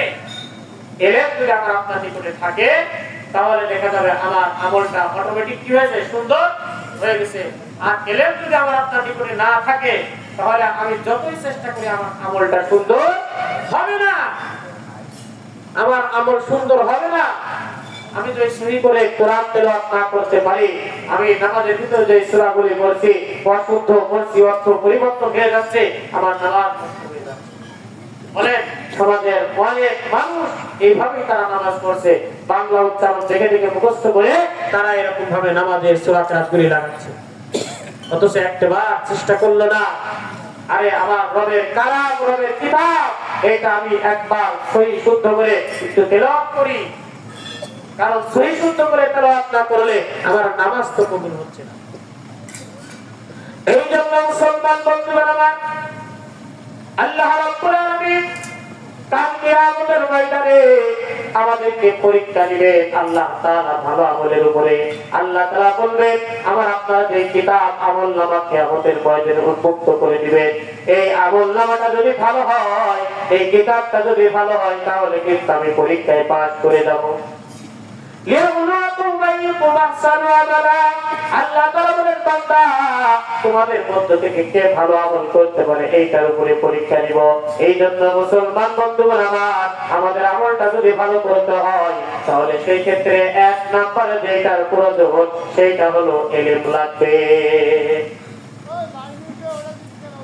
এই আমলনামার যদি ভালো কিছু করতে হয়, তাহলে ইলম লাগবে। ইলম যদি না থাকে, তাহলে আমল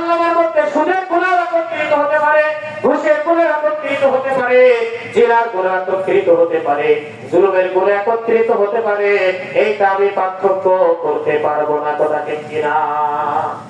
অথচ দেখেন মানুষের আমলনামার ভিতরে কিয়ামতের ময়দানে এরকম 4টা গুনাহ আছে, যে গুনাহটা ভেসে ওঠার সঙ্গে সঙ্গে আল্লাহ তাআলা তাকে বিনা হিসাবে জাহান্নামে দিয়ে দিবেন, বিনা হিসাবে জাহান্নামে দিয়ে দিবেন। সম্মানিত হাজিরিন, রাত তো গভীর হয়ে যাচ্ছে, শেষ করে দিই নাকি? কি বলেন আপনারা? নাকি চারটা গুনার কথা বলি নাকি? এই 4টা গুনাহ আমলনামার ভিতর ভেসে উঠলে পরে আল্লাহ তাআলা বিনা হিসাবে, কোনো বিচার নাই, বিনা হিসাবে জাহান্নামে দিয়ে দেন। 4টা গুনাহ এমন আছে, এগুলো জানা কিন্তু আমাদের অত্যন্ত জরুরি। 4টা গুনাহ এমন আছে যে গুনাহ যদি বান্দার আমলনামার মধ্যে ভেসে ওঠে, আল্লাহ তাআলা বিনা হিসাবে তাকে জাহান্নামে দিয়ে দেন। হে মুসলমান বন্ধুরা আমার, কারণ আল্লাহ তাআলা আমাদের আমলের উপরে পরীক্ষা নেবেন, আমলনামার উপর আল্লাহ তাআলা পরীক্ষা নেবেন। কে ভালো আমল করেছে আর কে খারাপ আমল করেছে, এটার উপর আল্লাহ তাআলা পরীক্ষা নেবেন। এই জন্য মুসলমান বন্ধুগণ আমার, কাল কিয়ামতের ময়দানে বিচার কার্য যখন শুরু হয়ে যাইবে, মানুষ তার আমলনামাগুলি পড়বে, দেখবে, সামনে ভেসে উঠবে। একজন মানুষ দুনিয়াতে জুলুম করেছে, জুলুমের গুনাহটাও আমলনামার মধ্যে দেখতে পাবে। একজন মানুষ সুদ খেয়েছে, সুদের গুনাহটাও আমলনামার মধ্যে দেখতে পাবে। কিন্তু এর মধ্যে এমন কিছু গুনাহ আছে যেই গুনাহ আল্লাহ তাআলার সামনে ভেসে ওঠার সঙ্গে সঙ্গে ওই আমলনামার দিকে আল্লাহ তাআলা আর তাকাইবেন না, বিনা হিসাবে আল্লাহ তাআলা তাকে এরকম জাহান্নামে দিয়ে দিবেন। তার মধ্যে 1 নাম্বার হলো, কারোর আমলনামার মধ্যে যদি শিরকের গুনাহ থাকে। কিসের গুনাহ বলে? শিরকের।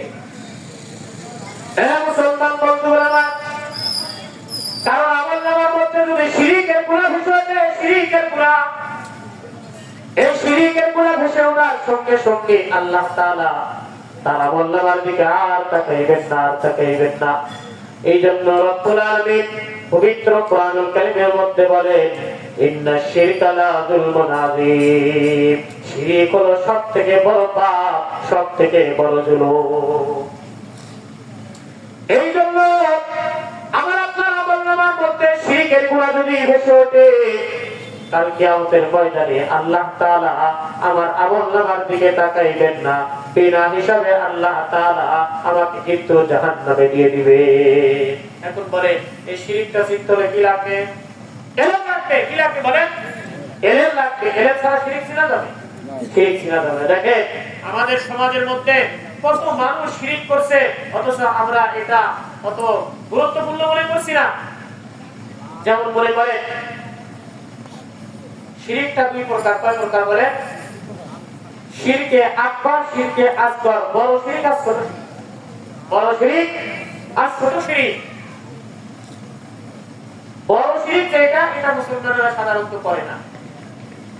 বড় শিরক হলো যেমন মূর্তি পূজা করা, সূর্য পূজা করা, গাছ পূজা করা, পানি পূজা করা, পীরের পায়ে সেজদা দেওয়া, মাজারে ইবাদত করা, এগুলো হলো কি? শিরকে আকবার। এটার নাম কি? শিরকে আকবার। এগুলো হলো বড় শিরক। আর একটা আছে শিরকে আসগর, মানে ছোট শিরক। এই ছোট শিরক কিন্তু আমরা মুসলমানেরা অহরহ চলতে ফিরতে উঠতে বসতে এই শিরকে আসগর, এটা আমাদের দ্বারা সংগঠিত হচ্ছে। এটা আমাদের দ্বারা সংগঠিত হচ্ছে। মনে করে যে আপনি নামাজ পড়ছেন, নামাজ মসজিদ ভরা মুসল্লি, সামনের কাতারে গিয়ে সুন্নাতের নিয়ত করছেন 4 রাকাত নামাজ পড়তে, সকলের সামনে মোটামুটি আপনার এই নামাজটা করতে 4 রাকাত পড়তে কিছু না হলে 6 মিনিট লাগবে। এটা সকলের সামনে যখন পড়ছেন তা আপনার নামাজের হালত এত সুন্দর, 4 রাকাত কয় মিনিটে পড়ছেন? 6 মিনিটে। কিন্তু আপনি যখন একা একা নামাজ পড়তে যাচ্ছেন, দেখা যাচ্ছে 4 রাকাত নামাজ গতিতে আপনার মোটামুটি 3 মিনিটে শেষ। ঠিক কিনা? এরকম হয় কিনা? হ্যাঁ হয়, এটা হয়। এটা হয়তো আপনাদের হয় না, কিন্তু আমি দেখেছি। আমি যেহেতু এক মসজিদের ইমাম, তা আমি এরকম দেখেছি। যখন তার মানুষের সামনে ইবাদত করে, এই ইবাদতের ধরনটা একরকম, আর নিজে নিজে যখন ইবাদত করে এই ইবাদতের ধরনটা একরকম, এইটাও এক প্রকার শিরকে আসগার। কথা ঠিক কিনা? এই শিরকের কারণে মানুষের ঈমান আমল এগুলি নষ্ট হয়ে যায়, ধ্বংস হয়ে যায়। এই জন্য মুসলমান বন্ধুরা, আমাদের সমাজের মধ্যে এরকম অনেক শিরক আছে, যে শিরক গুলো আমাদের ঈমান আমল গুলি ধ্বংস করে দিচ্ছে, নষ্ট করে দিচ্ছে। যার কারণে একজন নামাজি নামাজ পড়ে, একজন নামাজি নামাজ পড়ে দেওয়ার পরে আবার সুদ খায়, ঘুষ খায়। কথা ঠিক কিনা? ঠিক। আর 5 ওয়াক্ত নামাজ মসজিদে পড়ে, ফজরের নামাজ পড়ে গিয়ে মাঠে গিয়ে এরকম ভুল আয় ফেলে আরেকজনের ভুল দখল করে। ও মুসলমান বন্ধুগণ, এখন কথা হলো এই কোরআনের নামাজি যারা মনে করতে হবে ওদের নামাজ আমার রবের দরবারে কবুল হয় নাই, ওদের নামাজ হলো শিরক যুক্ত নামাজ। কথা ঠিক কিনা? ঠিক। এই জন্য মুসলমান বন্ধুগণ, এই শিরক থেকে মুক্ত হতে হলে মানে শিরককে আগে চিনতে হবে, বুঝতে হবে। আমি শিরক চিনলাম না, শিরক বুঝলাম না, আমি শিরক থেকে বেঁচে থাকবো কিভাবে? এই জন্য শিরক থেকে বাঁচতে হলে, শিরকটা বুঝতে হলে 1 নাম্বার আমাদের যেটা প্রয়োজন আমি বলেছিলাম, ইলমে ওহীর প্রয়োজন। মুসলমান বন্ধুরা, আমাদের সমাজের মধ্যে দেখা যায় চাকরি ভাইরা বিশেষ করে যে বছর ধানটা একটু ভালো হয়েছে, গোপটা একটু ভালো হয়েছে, ক্ষেতটা একটু ভালো হয়েছে, এরকম আনন্দ উৎফুল্লিত হয়ে বলে হায় হায়, এই বছর এই ধানগুলি যদি এত সুন্দর না হতো তাহলে আমার বাঁচা মুশকিল হয়ে যেত। এরকম কথা হয় কিনা? হয় না ভাই? হয় না? এই বছরে যদি আমার এই গরুটা না থাকতো তাহলে গরু একেবারে শেষ হয়ে যেত। এই যে আপনি যে কথাগুলো বলছেন এগুলো শিরক যুক্ত কথা। কি কথা বলে? অথচ আমরা মুসলমানের এগুলো স্বাভাবিক হিসাবে, এটা একেবারে স্বাভাবিক মানুষের জবানের একটা পছন্দ ভঙ্গি হয়ে গেছে। হায় হায়, এই বছরে যদি এই 5 কাঠা ধান যদি এত সুন্দর না হতো, এই বছর না কে ভালো, এরকম কথা বলে কিনা? এখন বলে এইরকম কথা যদি আমাদের জবাব দিয়ে বের হয়, আর আমরা যদি আমাদের ঈমানকে আমার নবায়ন না করি, এই ঈমানকে যদি আমার মালিকের কুদরতি পায়ে সিজদায় লুকিয়ে পড়ি, আমার মালিক আমার এই নামাজকে কবুল করবেন? বলে করবে। আর এই নামাজ পড়নেওয়ালা গুলি যায় সুদ খায়, ঘুষ খায়, মানুষের বইয়ের আয় ফেলে জমি দখল করে। কথা ঠিক কিনা? মুসলমান বন্ধুগণ আমার, এই জন্য রব্বুল আলামিন পবিত্র কোরআনুল কারীমের মধ্যে বলেন, ফামান কানা ইয়ারজু লিকাআ রাব্বিহি ফালিয়ামাল আমালান সালিহান ওয়া লা ইউশরিক বিইবাদাতি রাব্বিহি আহাদা। রব্বুল আলামিন বলেন, দুনিয়ার মানুষ, ফামান কানা ইয়ারজু লিকাআ রাব্বিহি, আল্লাহ তাআলা বলেন দুনিয়ার মানুষ, তোমরা যদি দুনিয়ার মানুষ যদি তার রবের সাক্ষাৎ পেতে চায়, লিকা মানে সাক্ষাৎ, ফামান কানা ইয়ারজু লিকা রাব্বিহি, মানুষ যদি তার রবের সাক্ষাৎ করার জন্য আশা পোষণ করে, ইচ্ছা পোষণ করে, আল্লাহ তাআলা 2টি নির্দেশ আমাদের জন্য দিচ্ছে যে আমার সাক্ষাৎ যদি তোমরা চাও, ফামান কানা ইয়ারজু লিকা রাব্বিহি ফালিয়ামাল আমালান সালিহা। 1 নম্বরে আল্লাহ তাআলা শর্ত দিচ্ছে যে আমলে সলে করো, ভালো আমল করো। কি করো? ভালো আমল করো। তাহলে আল্লাহ তাআলার সাথে যদি আমাদের সাক্ষাৎ করতে হয়, তাহলে আমাদের 1 নম্বর যে নির্দেশ আল্লাহ তাআলা দিচ্ছেন সেটা কি করতে হবে? ভালো আমল করো। মুসলমান বন্ধুগণ আমার, ফালিয়ামাল আমালান সালিহা, আল্লাহ তাআলা বলেন বান্দা, আমার দিদার যদি তোমরা পেতে চাও, আমার সাক্ষাৎ যদি তোমরা পেতে চাও, তাহলে 1 নম্বরে তোমাদের যে কাজ করতে হবে সেইটা হলো আমলে সলে, নেক কাজ করতে হবে, নেক আমল করতে হবে। আর 2 নম্বরে যে কাজ করতে হবে, ওয়ালা ইশরিক বিইবাদাতি রাব্বিহি আহাদা, আল্লাহ তাআলা বলে তার রবের সাথে কাউকে শরীক করা যাবে না, রবের সাথে কাউকে শরীক করা যাবে না। তাহলে দেখেন, আল্লাহ তাআলার সাক্ষাৎ যদি আমাদের পেতে হয়, এই 2টা, 1 নাম্বার ভালো আমল, 2 নাম্বার শিরক থেকে মুক্ত থাকতে হবে, কাউকে আল্লাহ তাআলার সাথে শিরক করা যাবে না।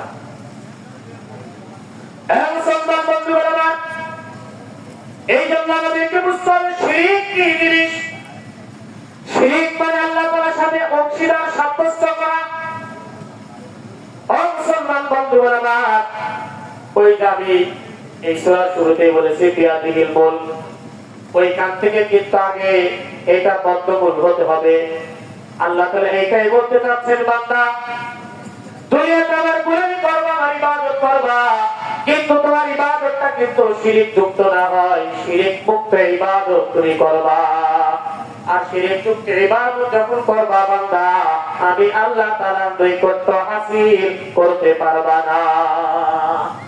শিরক মুক্ত ইবাদত লাগবে। এই জন্য আমাদেরকে শিরক কি বুঝতে হবে। এক নম্বর হলো শিরক আকবার, দুই নম্বর হলো শিরক আসগার। শিরক আকবার আমি বলেছিলাম সূর্য পূজা, গাছ পূজা, মানুষ পূজা, এগুলি সব হলো বড় শিরক। আর ছোট শিরক হলো ওইটা যে এই কুয়ের ভাগ যদি না থাকতো তাহলে বছর পরিয়ে শেষ হয়ে যাইতা। এই জন্য মুসলমান বন্ধুরা আমার, এই শিরকগুলি থেকে আমাদের ঈমানকে হেফাজত করতে হবে। এই শিরকগুলি থেকে আমাদের আমলকে হেফাজত করতে হবে।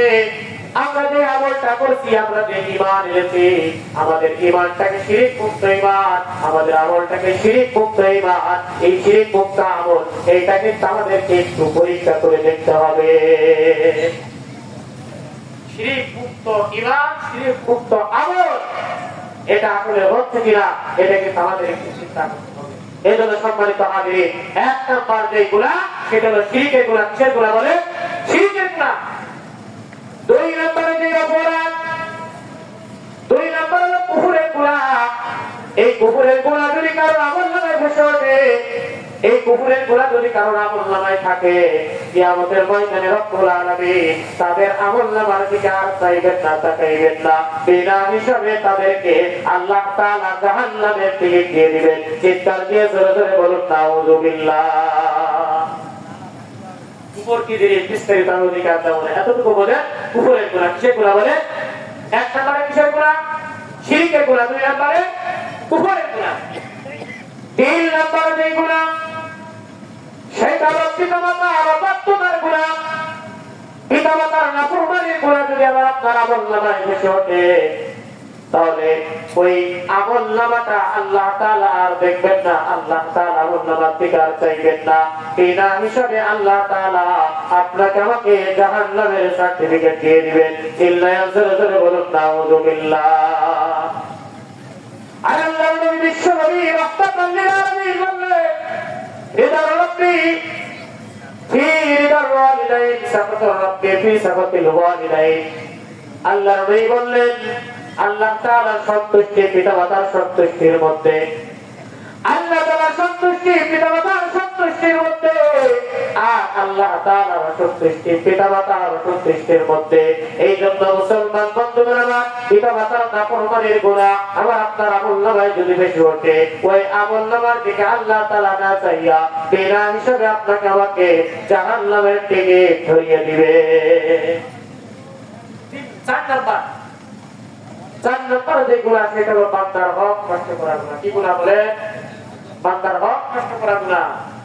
এই জায়গায় হলো সবথেকে জটিল মাসালা। এই জায়গা কি বলে? সবথেকে জটিল মাসালা। মুসলমান বন্ধুরা, কারণ আমলনামার মধ্যে যদি বান্দার হক নষ্ট করার গুনাহ থাকে, ওই আমলনামার দিকে আল্লাহ তাআলা চাইবেন না, তাকাইবেন না। বিনা হিসাবে রব্বুল আলামিন তাকে জাহান্নামে দিয়ে দিবেন। চিৎকার দিয়ে জোরে জোরে বলুন নাউযুবিল্লাহ। বান্দার হক নষ্ট করার গুনাহ এটা আবার কেমন? মুসলমান বন্ধুরা, বান্দার হক নষ্ট করার গুনাহ কেমন মনে করেন? আপনার ভুল পাবে 500, আপনি আপনার বোনকে দিয়ে দিয়েছেন 300 অথবা 400, এই যে 100 আপনি মেরে দিলেন, এইটা আপনার বোনের হক নষ্ট করলে, মানে বান্দার হক আপনি নষ্ট করলে। মুসলমান বন্ধুরা আমার, বলে করেন আপনাদের কিয়ামতের দিনের বার মাননীয় প্রধানমন্ত্রী আপনার নাই, আগে যিনি ছিলেন মনে করেন সেটাই বলছি আর কি। মাননীয় প্রধানমন্ত্রী একটা বাজেট করেছেন আপনাদের এই বলরামপুর গ্রামের জন্য 5 টন চাউল অথবা 5 লক্ষ টাকা। এই যে 5 লক্ষ টাকা, এই টাকার ভিতরে হক কয়জনের বলেন? গোটা গ্রামবাসী এই বলরামপুর গ্রামে মোটামুটি বলে 2000 মানুষ আছে। এই 2000 মানুষের হক হলো এই 5 লক্ষ টাকার মধ্যে 5 টন চাউল। এখন মনে করে 5 লক্ষ টাকা ভিতরে এখন মনে করেন যে 1 লক্ষ টাকা মোটামুটি জনগণের ভিতরে 200-500 টাকা করে ভাগ বটরা করে কি দেওয়া হয়েছে। আর যে 4 লক্ষ টাকা এগুলি মোটামুটি উপরটা ভাগ হতে হতে আস্তে আস্তে আস্তে আস্তে মোটামুটি মেম্বার 25,000 টাকা পাইছে এরকম মনে করেন। তাহলে এখানে 1 লক্ষ টাকা জনগণ পাইলো আর 4 লক্ষ টাকা উপর দিকে বাতাসে উড়ে গেল, কথা ঠিক কিনা? তবে উড়ে গেল। এই যে এই জায়গা এই গ্রামের মেম্বার যিনি এটা এইভাবে বন্টন করলে, এখানে যে 2000 মানুষের হক নষ্ট করলে, এটা বান্দার হক নষ্ট করলে, অর্থাৎ এর কারণে এই গুনাহগার তার আমলনামায় কিয়ামতের ময়দানে ভেসে ওঠে, তাহলে বিনা হিসাবে তিনি কোথায় যাবেন? জাহান্নামে চলে যাবেন। এই জন্য সম্মানিত হাজিরিন, এরকম আরো অসংখ্য উদাহরণ যে বান্দার হক নষ্ট করার গুনাহ যদি কারণ আমলনামার মধ্যে থাকে, তাহলে বিনা হিসেবে তাকে জাহান্নামে দিয়ে দিবেন। এই জন্য সম্মানিত হাজিরিন, এই বান্দার হক নষ্ট করার গুনাহ আমাদের আমলনামার মধ্যে যেন ইনশাআল্লাহ না থাকে। তাহলে কয়টা গুনাহের কথা বললাম? 4টা গুনাহের কথা। মোটামুটি এতটুকু এই ময়দান থেকে নিয়ে যাচ্ছে 4টা গুনাহ আমি করব না। কয়টা গুনাহ? 4টা গুনাহ। 1 নাম্বার হলো শিরকের গুনাহ, 2 নাম্বার কুফরের গুনাহ, 3 নাম্বার পিতামাতার অবাধ্যতার গুনাহ, 4 নাম্বার কি? বান্দার হক নষ্ট করার গুনাহ। এই 4টা মোটামুটি সারমর্ম এতটুকু বোঝে। আর ভালো আমল করতে হলে পারে 1 নম্বরে লাগবে ইলম, 2 নম্বরে লাগবে ইখলাস। 2 নম্বরে কি লাগবে বলেন? ইখলাস লাগবে। তো যাই হোক, এদিকে আরো দিকে আমি আর যাব না। তো এতটুকু বোঝে যে কমপক্ষে একটা বোঝে যে ভালো আমল করতে হলে ইলম লাগবে। কি লাগবে? ইলম লাগবে।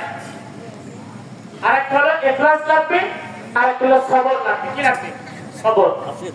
মোটামুটি এইগুলি যদি আমরা বুঝতে পারি, মানতে পারি, তাহলে নিশ্চিত নির্ঘাত এই নামাজি যখন নামাজ আদায় করবে, রক্ষাকারীদের কুদরতি কদমে লুটিয়ে পড়বে, এরপরে যখন সে বাইরে বের হবে, ও কোনোদিন সুদ খাবে না, ঘুষ খাবে না, পরের জমির আয় ফেলবে না, কথা ঠিক কিনা?